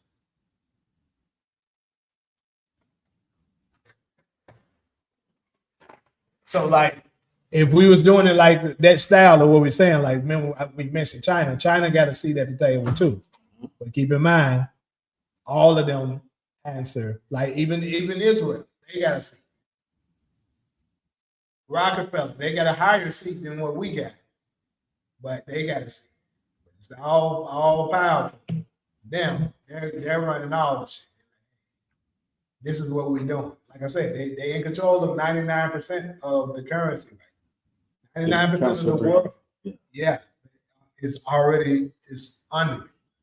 The U.S. is the face of everything that has the power that's been dominating everybody, forcing them to do the orders of what they're telling them to do. That's why I said Venezuela, I think Nigeria as well. There was a couple of other countries in recent times that we attacked, making them fall in line. It's about time y'all go ahead and, jump on board. Either you're gonna do it willingly or we're gonna force you to. We're gonna create a narrative to our people and the rest of the world what you're doing, and we're gonna come in and invade y'all and force you to do it. And that's what it just so happened to be Iran's turn, because Iran is the toughest one to do. This is their last big task. But the thing is according to what their professor or what we just heard at the beginning of this segment, they're gonna fail at trying to get Iran to do it. I'm almost nervous to ask this question. So do y'all think Trump is at that table OI is talking about buying time for Iran? Because I've never seen an American president defer. Like he's pretty much, it's like Iran is calling his bluff at this point. Every 2 weeks he's putting out a threat that he don't follow through on. He just did the latest one, yesterday? You notified us with the text. Yep. I never thought he'd go this boom. So then he backs up, okay, we're gonna do a 2-week ceasefire. Yep. So is Trump going back to this table y'all talking about saying, hey guys, give him 2 more weeks? Opposed to him, because even I'm losing confidence in him. One thing, I know this is gonna stir it. Don't let this hijack the conversation, everybody. President Obama was decisive. When it was time for his ass to take out Osama, that shit was a war room decision, and it was done. He didn't do no threats. I'm not, showing favoritism towards Obama. I study leadership, and I played quarterback in football growing up, and I like decisive quarterbacks. When President Obama was in there, he was very decisive when it came down to decisions like this. Trump is putting out these posts, these documented posts that the whole world could read, and then he reneges, so to speak. Hey, you guys about to witness something the world has never seen. And then you know what, we'll put it off for 2 weeks, a ceasefire. Like, even on a hood level, you lose respect for throwing threats out and then not following through with your threats. It ain't even wise to put a threat out there like that, from a hood level to a world power level. Well, think about it. Remember what I told you, how bullies operate. Mm-hmm. Bullies, usually they tend to just want to instill fear into your heart enough to just give them what they want. If you're a bully at the schoolhouse and you want their lunch money, you prefer everyone to just drop off at 2 o'clock. I want everybody's lunch money. I don't want to hear none of this. Just drop this shit out. You prefer the operation to happen like that, opposed to a few of them trying to. I'm not giving you shit. You got to actually fight them to force them to do it. So it's the same thing here.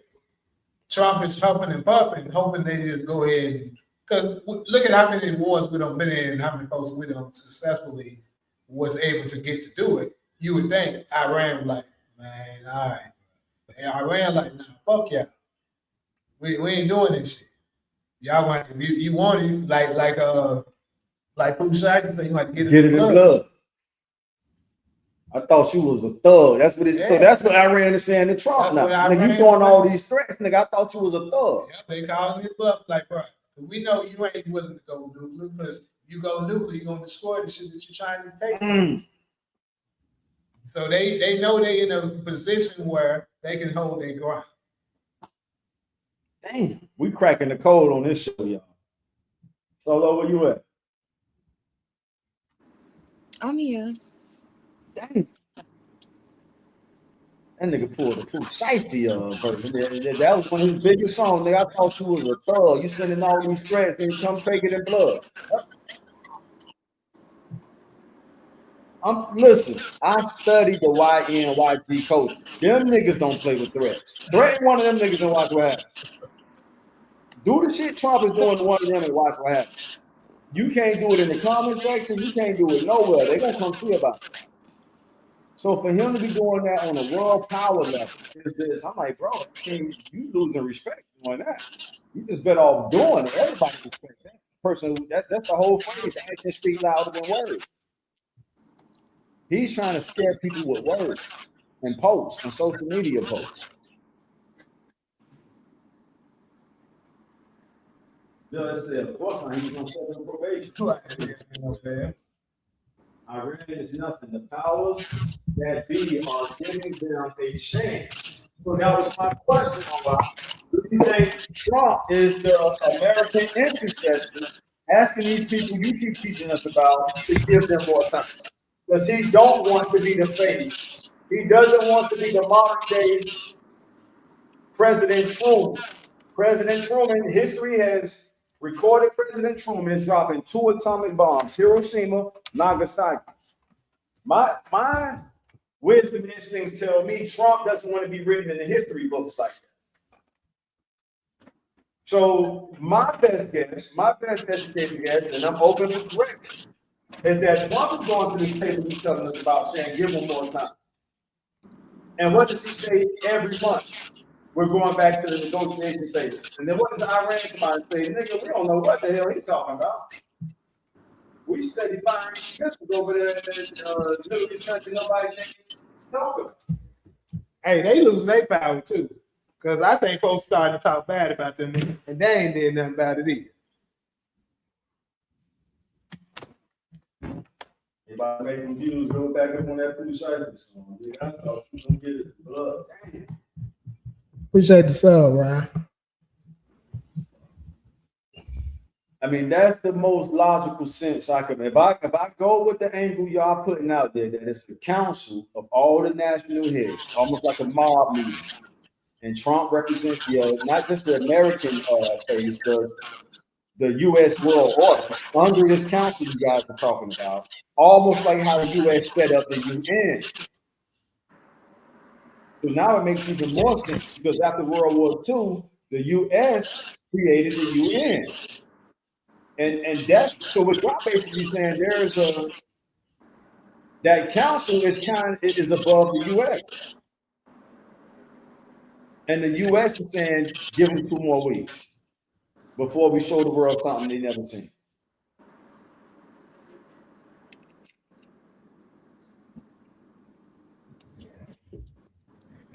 Funny how the 2 countries that wrote books about themselves being the chosen ones have caused all the war, terror around the world, forever.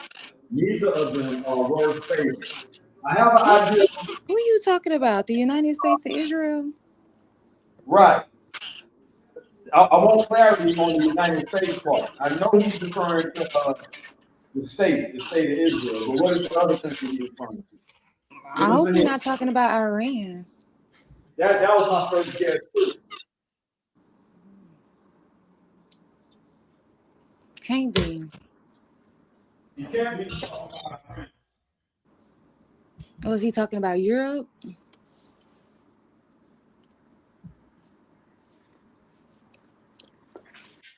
Let me know if the static is back. It never left. Damn. So it's not my phone. You know what? Let me just You're in log the off. same room as Jamie. It is. Okay, let me just take this out. Hold on.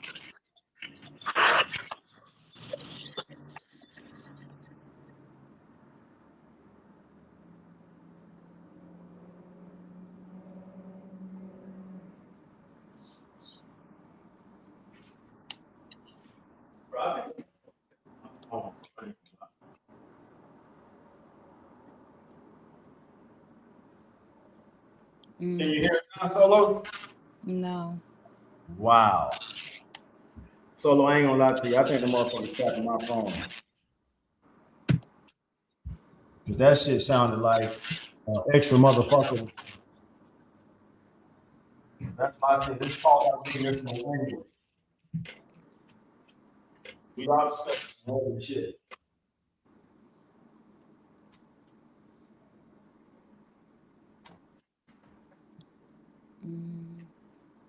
Y'all all right? Yeah. So it's no static now. Mm-hmm. That's crazy. All right, it takes two to rob you. That's OI. You got no.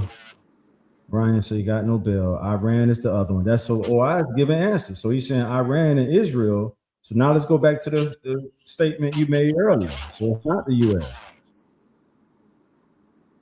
No, I wouldn't say they caused all the war.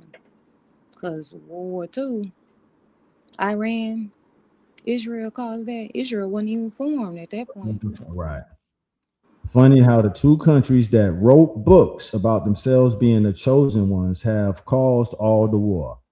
Terror around the world. Also, he's referring to the two holy books. I guess we're speaking in code. Now you got me not wanting to mention the names. I mean, because when he's saying if he's already, well, he let us know it's Iran, so he's talking about the Bible and the Quran. Funny how the but he's assuming that Israel that's over there, because the country of Israel over there is who wrote the Bible. That's who he's giving credit for that. Correct. That's hilarious. It is, but that's a different discussion.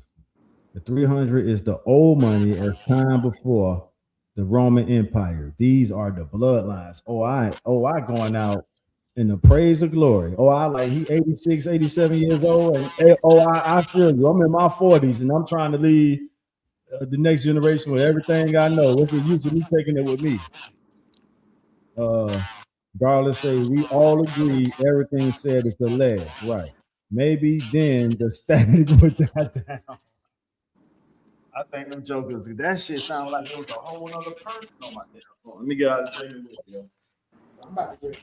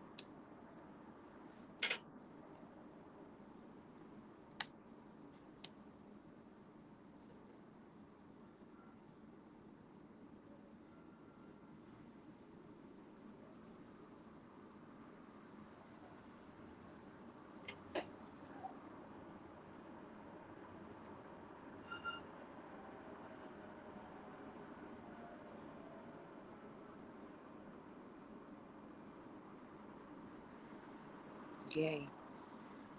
Can anybody hear me?